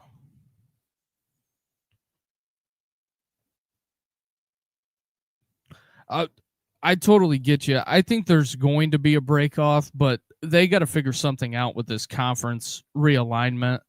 Um, I think that, looking at it, I think the SEC, it's harder to win in those venues week to week than sleepy Iowa in Minnesota, because the Big Ten takes into account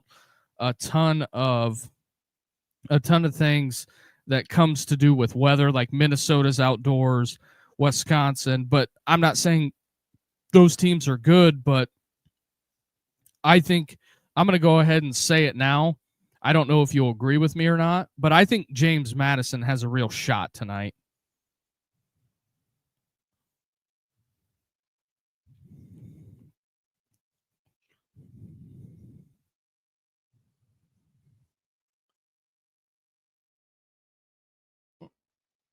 Mm-hmm. Yeah.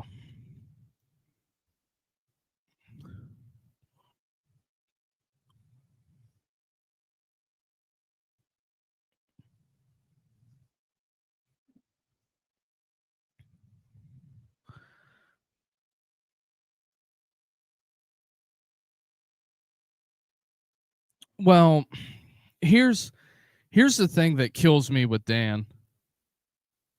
It's um I the thing with Dan is that I think at times he gets too cute with some things, like going for two, because it cost him when he went against DeBoer in the last year of the Pac-12. Um, but I put me and the other guy I do the podcast with on YouTube. We put it out there. We said we think JMU is going to be the one this weekend because everybody's counting them out. Nobody is giving them any respect. They're calling them the DEI team of the playoffs. Um, it would be the most Oregon thing ever for them to yeah,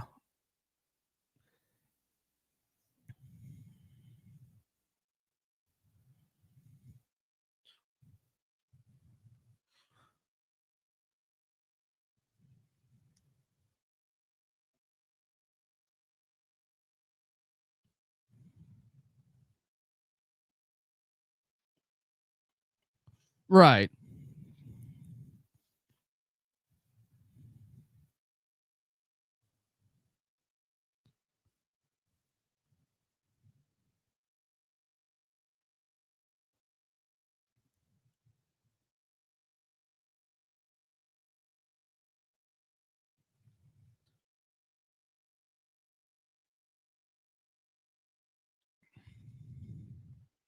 Oh, it it's a little bit of a helmet biased, but you could say the same thing because I live in Big Ten country. When Ohio State beat Indiana last year, they're like, "Oh, Indiana doesn't deserve to be in the playoffs." Well, they went 11-1, and then we fast forward to this year. Somebody throws in the comments, "What about Vandy?" I'm Vandy was good. They won a lot of games. I think Clark Lee's got something there um, at Vanderbilt, but a lot of people were in on not so much Indiana. They're like, can they duplicate it? Can they not? Well, they just won the Big Ten championship the first time since 1967, and I solely believe that I think that there is a lot of external factors that can go into it. Um, but I'm not gonna sit out there and say that JMU can't do it. Anybody can be beat on any day. I mean,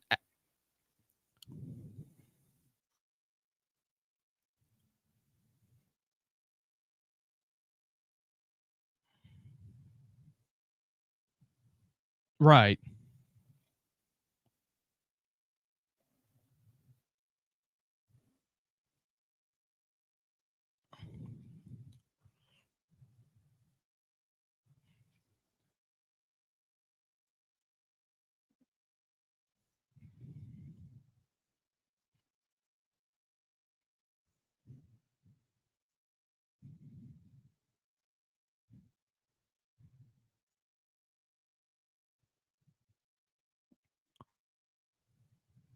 Oh yeah, you got to fight the heat. Yep.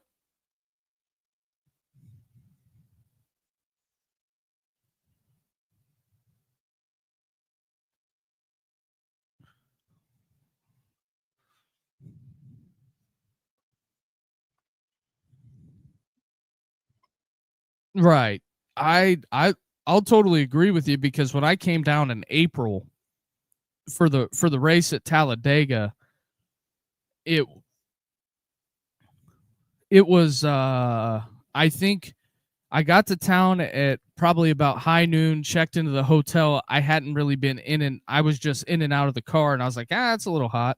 Well, whenever I got down whenever I got dropped off from my Uber and walked to the campsite where my folks were, dude, it was like 95 and I had sweated through my t-shirt, had to buy another dry fit t-shirt just to keep cool, and it's April. It was like 45 55 degrees at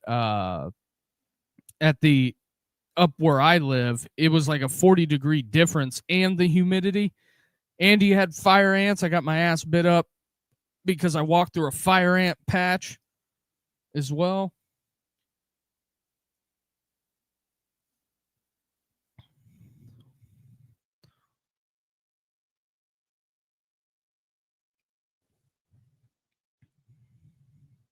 Right.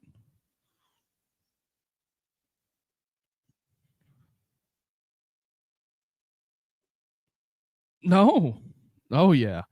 That's like up here this week. It's like 15 degrees outside right now. It's supposed to be 50 for Christmas.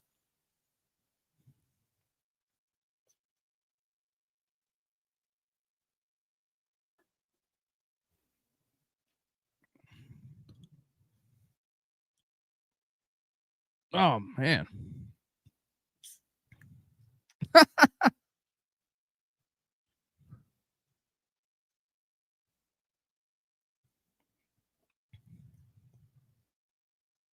Oh yeah. I figured because my friends at Oxford were saying it's going to be like 70 there, and I'm like, we're gonna get 50s, but the two brutal months up north are January and February, to be honest. Uh,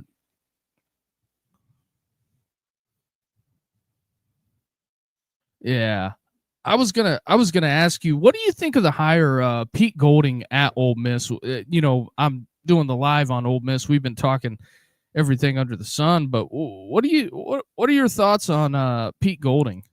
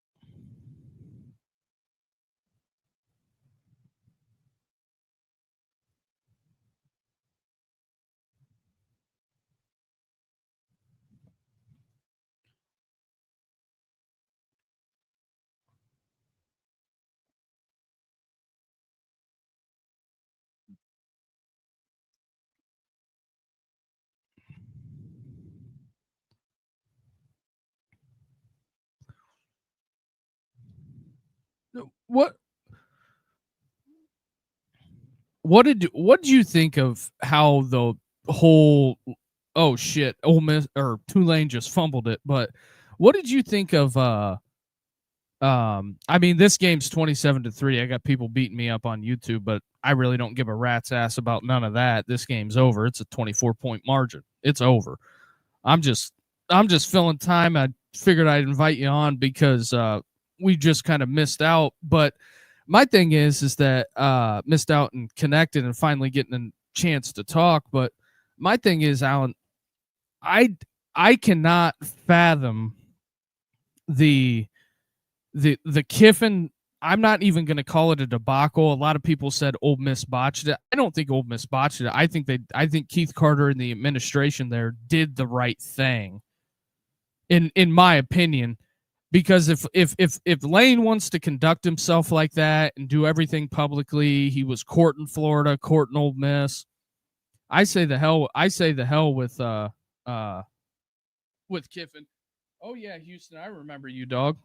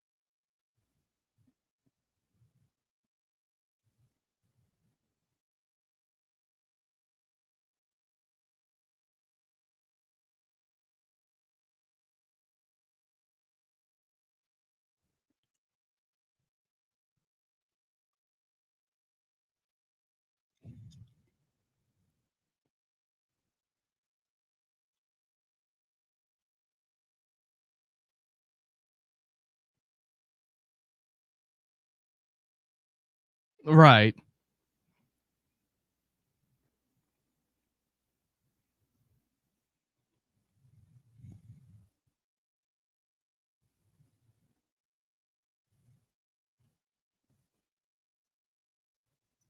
Oh yeah.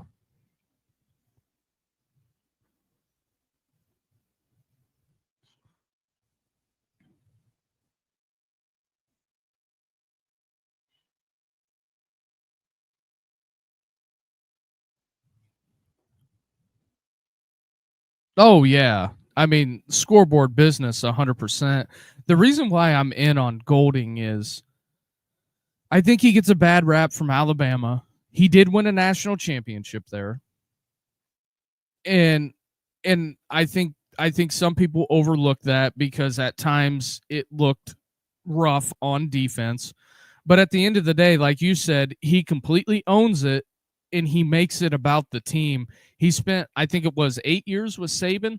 So everybody completely overlooks Pete Golding spending that time with Nick Saban. I think he probably learned a thing or two. I mean, is that fair?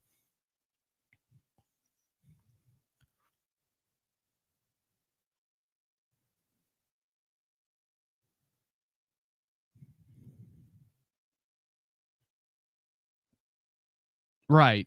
And then he botched that because he got fired before the national championship game. And I've heard grumblings, heard rumors, nothing concrete, but I'm not going to go into that publicly. But um, on why Kiffin was outed at Alabama, I'm sure you probably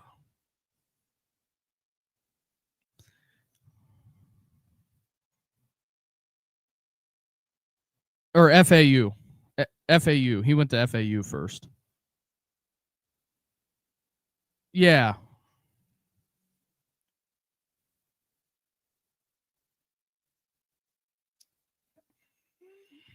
S- S- Steve Sarkeesian. And then after Sark left and took the Texas job, they brought in Brian Dable. Brian Dable calls plays, and then it went Bill O'Brien. And I'm kind of foggy after Bill O'Brien. I think it was Tommy Reese, and then Saban retired. Yeah, Nick Sheridan was in there somewhere. I probably have the.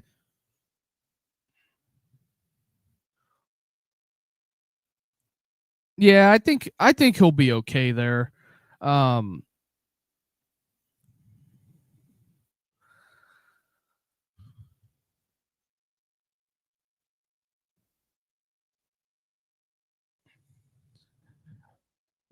what are your thoughts on Charlie Wise Jr.? Because I would say he's going to be a head.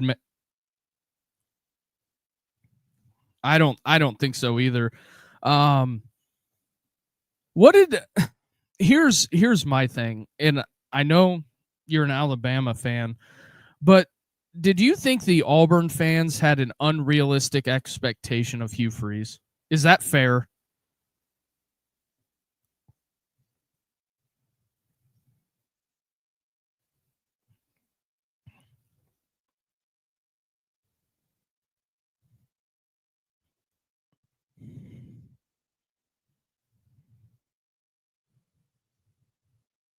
It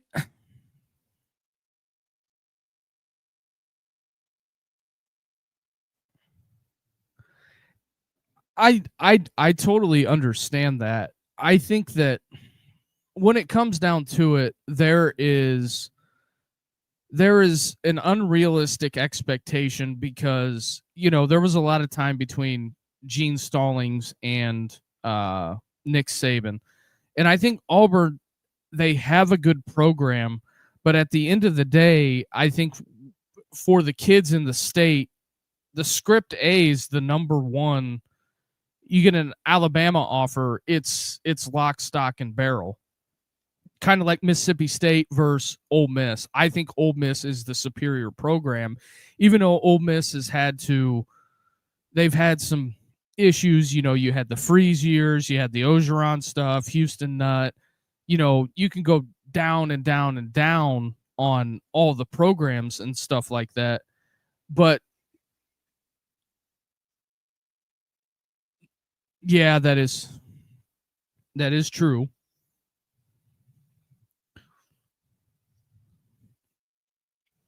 Right.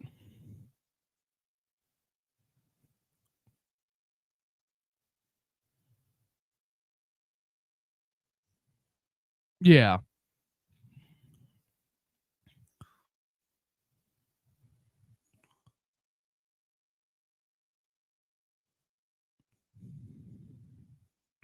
Ronnie Brown.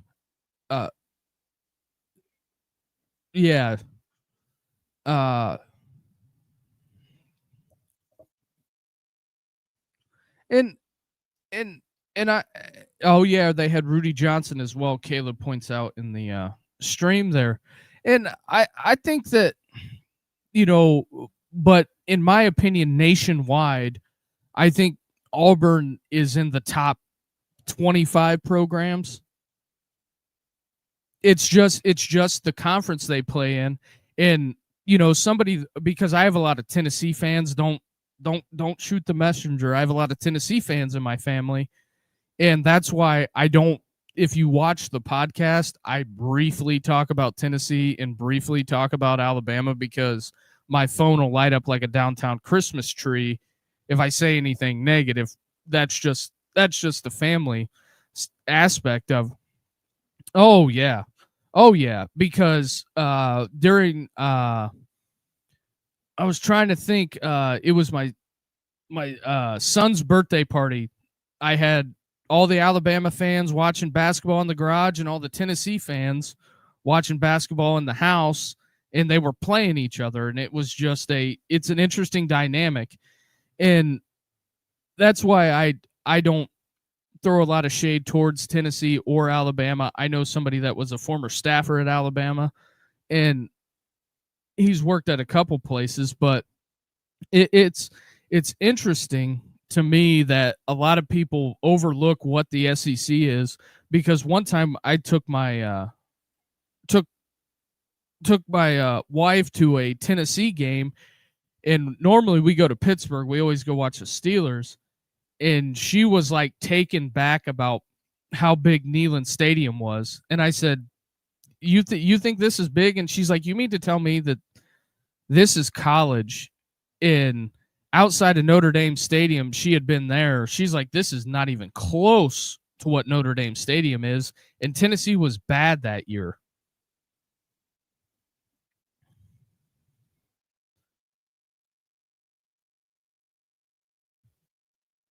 Mm-hmm.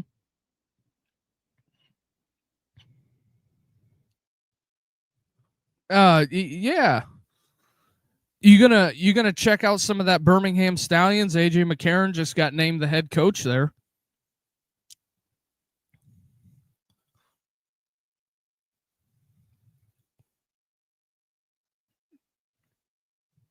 I thought about making the trip down, just making the trip down to Birmingham, because when I went down to Talladega a couple weeks later, I took my wife down to Birmingham, and she loved it. Thought it was a great city.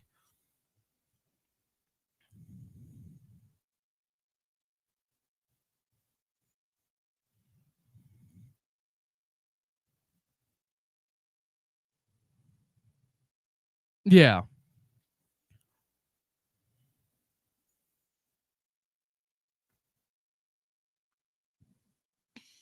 Oh yeah. I here's my thing. A lot of people give Kirby a lot of stuff because of the off the field stuff. I think that's I think that's a bigger picture issue that he's dealing with in Georgia, in my opinion, to be honest. Um, but I definitely do think Kirby is the mountaintop. Um, but as I'm watching the Ole Miss game, I think Pete Golding's going to do really well, and I think John Summerall is going to kill it at Florida. I really do. I mean, well, he was at Troy. The only thing John Summerall does is play for conference championships.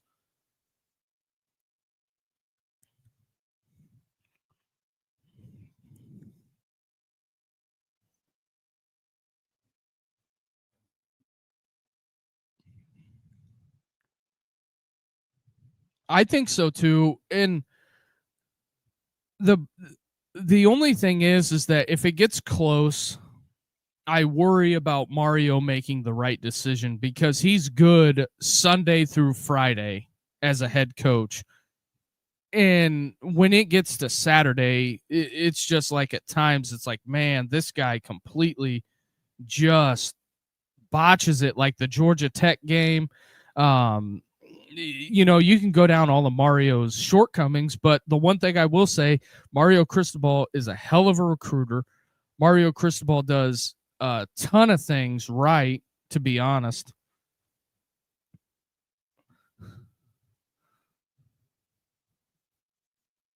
Oh yeah,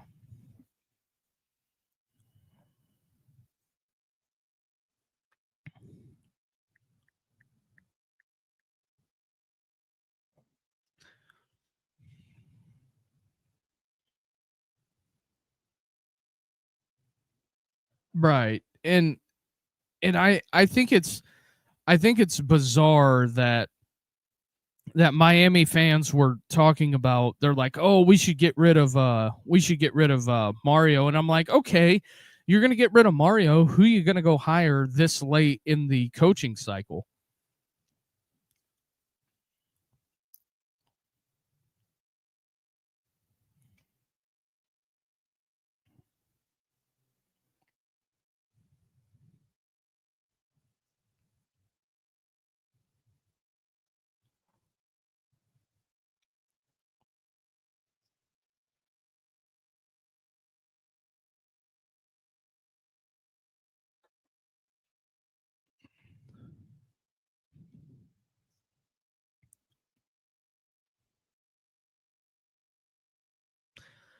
That was my thing, because he's at what, West Alabama right now?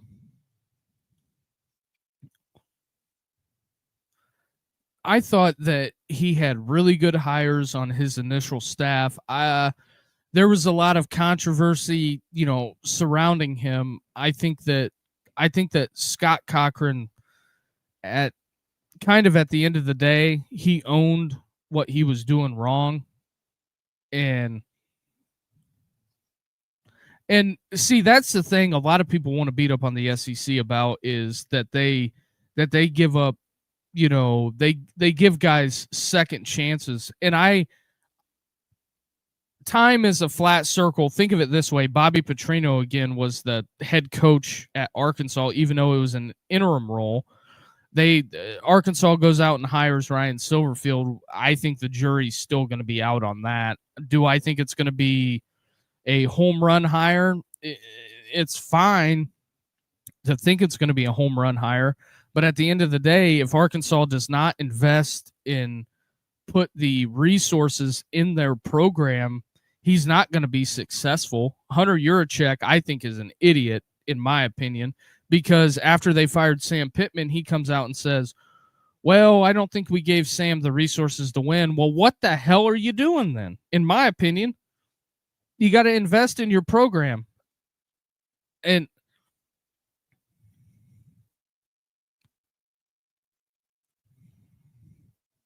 right. And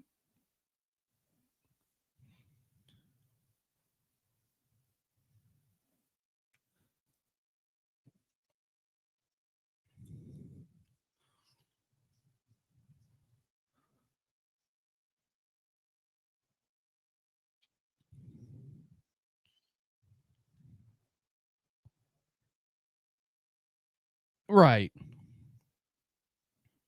No. And I think that when it comes down to it, I think that there is a um there's going to be a issue that you're either going to have to make the decision you're going to put all your resources with Calipari and basketball, or you're going to give Ryan Silverfield the resources to go out there and win. But kind of at the day, Ryan Silverfield's going to have to get better at evaluating kids that get overlooked. And especially being at Arkansas, I think you go into Louisiana and try to find the gyms that Kiffin isn't going to recruit. This is the big thing about Kiffin because he does not play high school players. Because I belong to a group chat that some guys post snap counts, and if you look at Kiffin at Ole Miss, he was very portal heavy, and he does not play high school kids, and I think that's going to bear fruit at LSU because there's already grumblings about him not going to the state championships.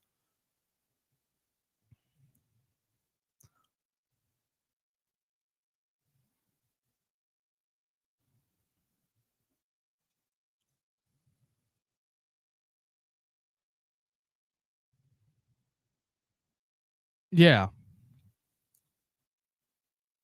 Oh, my bad. Wasn't I wasn't looking to. Yeah, I just hanging out chilling the YouTube. I opened the phone lines. I think pretty much everybody is tapped out on the YouTube side of thing. We got more people interacting on TikTok, but uh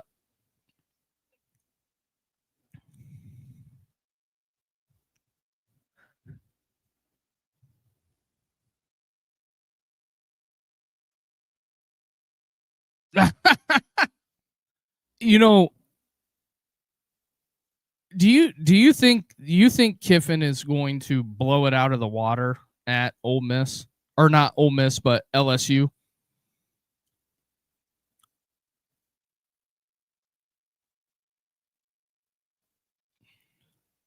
I've never been there, so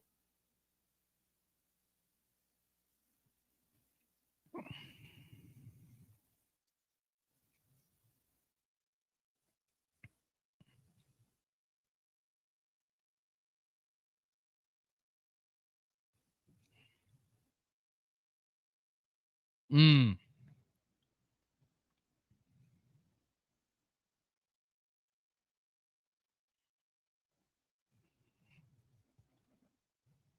oh really?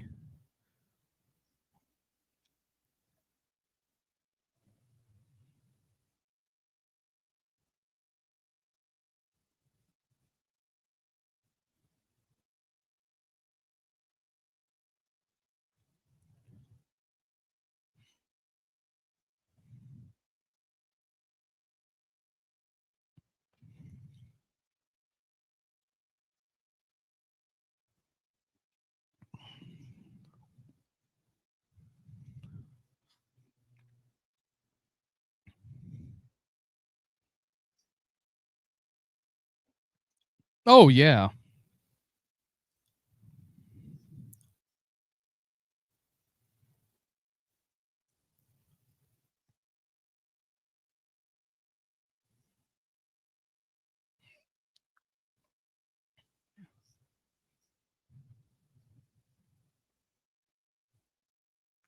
I think the LSU expectation is going to be one thing. I think he had a hard time comprehending why the Ole Miss people completely turned on him.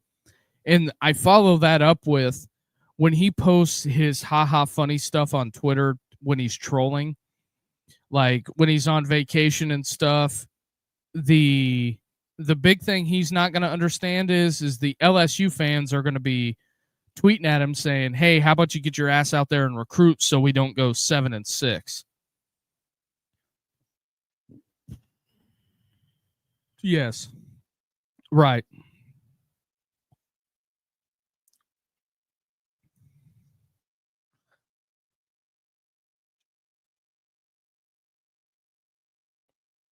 Right.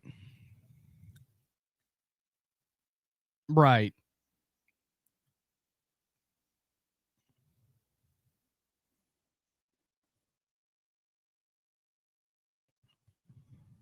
Nico.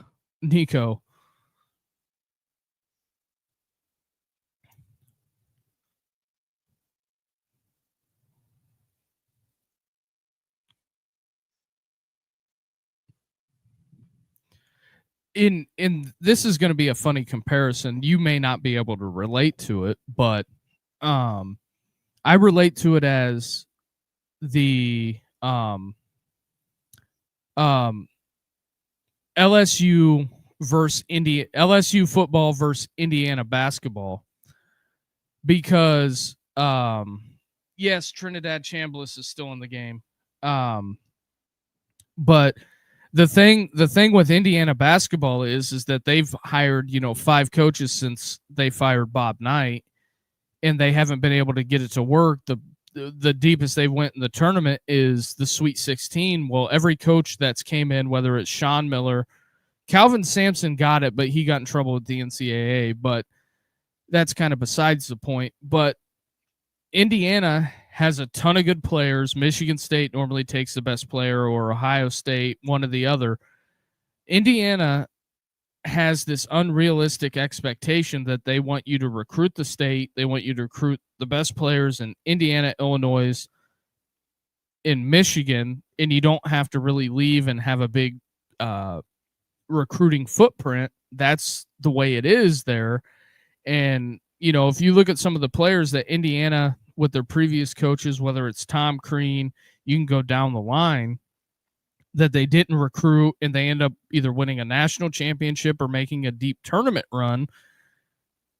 That's what hurt every coach before then, that they just didn't do it, and it ended up resulting in them being fired.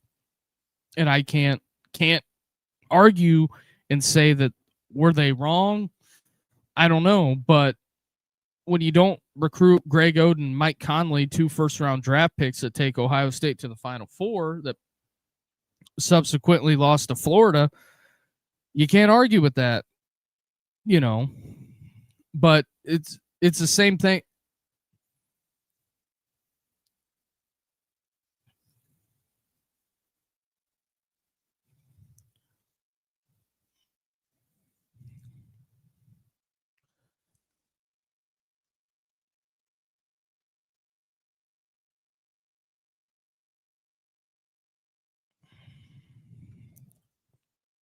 Right.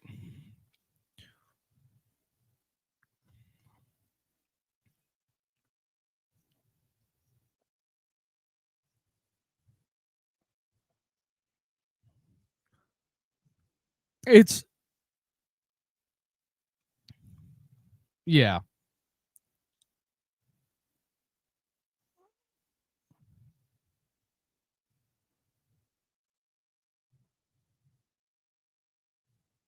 You're right. I get it. It's kind of apples to oranges a little bit, but at the end of the day,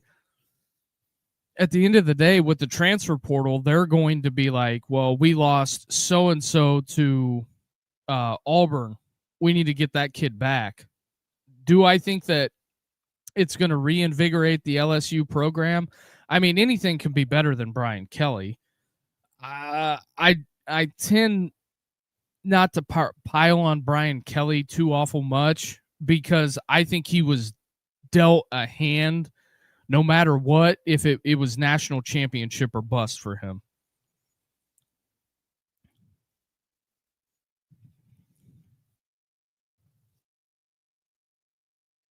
I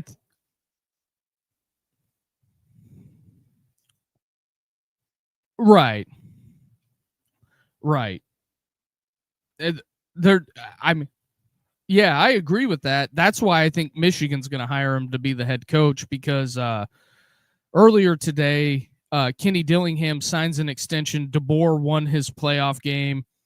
Uh, I don't think DeBoer was realistic. I think that they probably reached out to, his agency and said, "Hey, can we offer your client the job?" And they were probably like, "Okay," but I don't think he's going to leave. I don't think leaving Alabama for Michigan resets his clock at any point. I think that you're better off, because Alabama is going to tell you yes to everything you need. Saban is still around the program. I think you're in a better position to win. It's just, I think the big thing for me is that Alabama lost 39 scholarship players when Saban retired. They lost Caleb Downs, which is probably a top 5 pick in my opinion. They lost Julian Sand, and they lost a myriad of other guys. Well, DeBoer's only really had one recruiting class to replenish that. And like you said, football's a collision sport. Freshmen aren't going to be ready. So it's going to take him. I think it's a testament of the coaching job he's done to make it to the playoffs in year 2. Would you?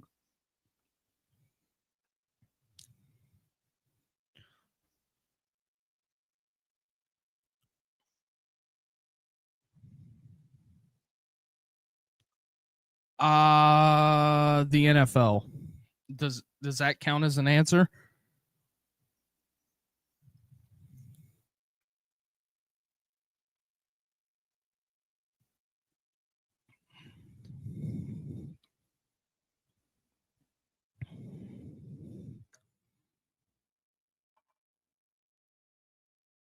Uh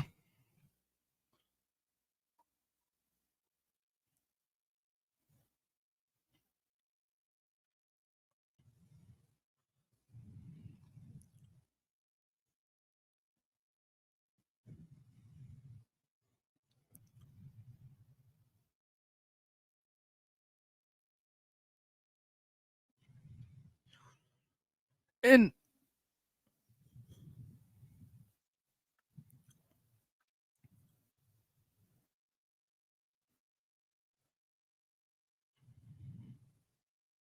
there's no in my opinion, a lot of people want to talk about the Alabama finances in stuff like that as far as NIL. I think they ran into a buzzsaw, because when it comes to one thing, I think Hugh Freeze was a good recruiter. And I think that Auburn's going to realize that. I think they made a hasty decision. And when a lot of their top talent leaves, whether they come to Alabama or they go to LSU or they go to Ole Miss, Georgia, and their roster gets depleted, they're at the same spot they were at with Brian Harsin. Remember how bad that roster was? I'm I root for Golish. He's from Columbus, Ohio. He cut his teeth at Ohio State. I think Golish should do well, but at the end of the day, they cannot come in and think that Golish is going to completely reinvent the wheel. This is Pat Dye reincarnated. You know what I'm saying?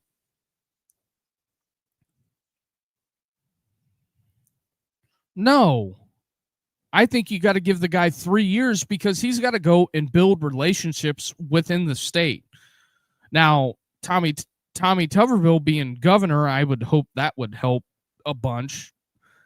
But I was looking at that whenever AJ McCarron dropped out of the lieutenant governor's race. I said, how the hell is that ever going to work? You got the former Auburn head coach and you have a 3-time national championship winning quarterback as the lieutenant governor. But I was just, cracking a joke there. I think that's interesting. But at the end of the day, I think that Auburn can do some good things. They just, I think, building around the Knight kid that came from Mississippi would be beneficial to them. I just don't think that completely cutting ties and trying to bring in kids from South Florida and not recruiting your state. You have to build a fence around your backyard, and that goes for Alabama and Auburn. And go ahead.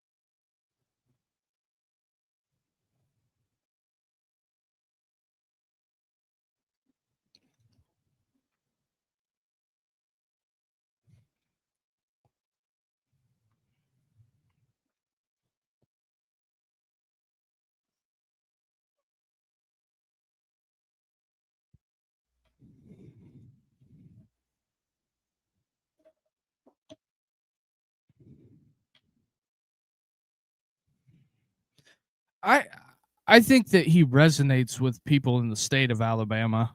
And I think that, one of the things whenever I traveled down there was one of the big things is that I had, I didn't know anybody really down there. Whenever I was walking around Talladega, there was people being nice. They asked me, they said, "Oh, where are you from?" I said, "Indiana." They're like, "Oh, really?" People inviting you into in to their campsite, people giving you free food, give you a beer, give you whatever, you know. And I don't even think it was, like you said, the highest of the white trash. I think it was, just just people being nice, hot southern hospitality.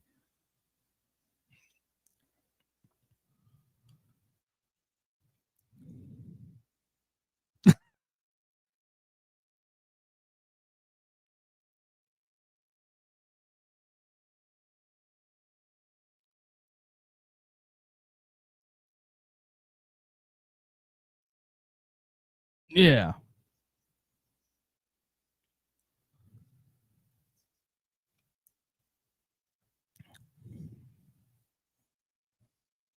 Yeah. Oh yeah, I hear.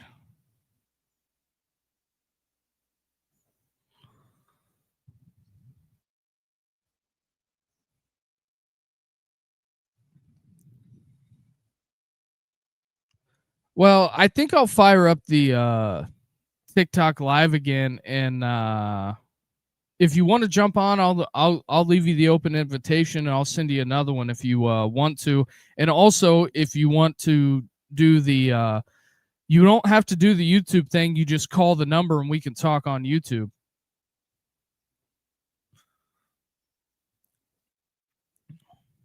All right, sounds good. I'll send you both, whatever you want to do. Uh, gotcha, man. Roll Tide. All right, that was Alan. Appreciate Alan. I'm gonna shut this down. We're at a 41-3 game. I get it. It is what it is. I'm gonna take a little time, go get something to eat, and we'll be back for JMU. Also, if you're new here, follow the podcast. Also, follow the Andre Duke Show on YouTube. So, also, I'll probably open the phone lines immediately. Whatever Alan wants to do, give me somebody to talk to.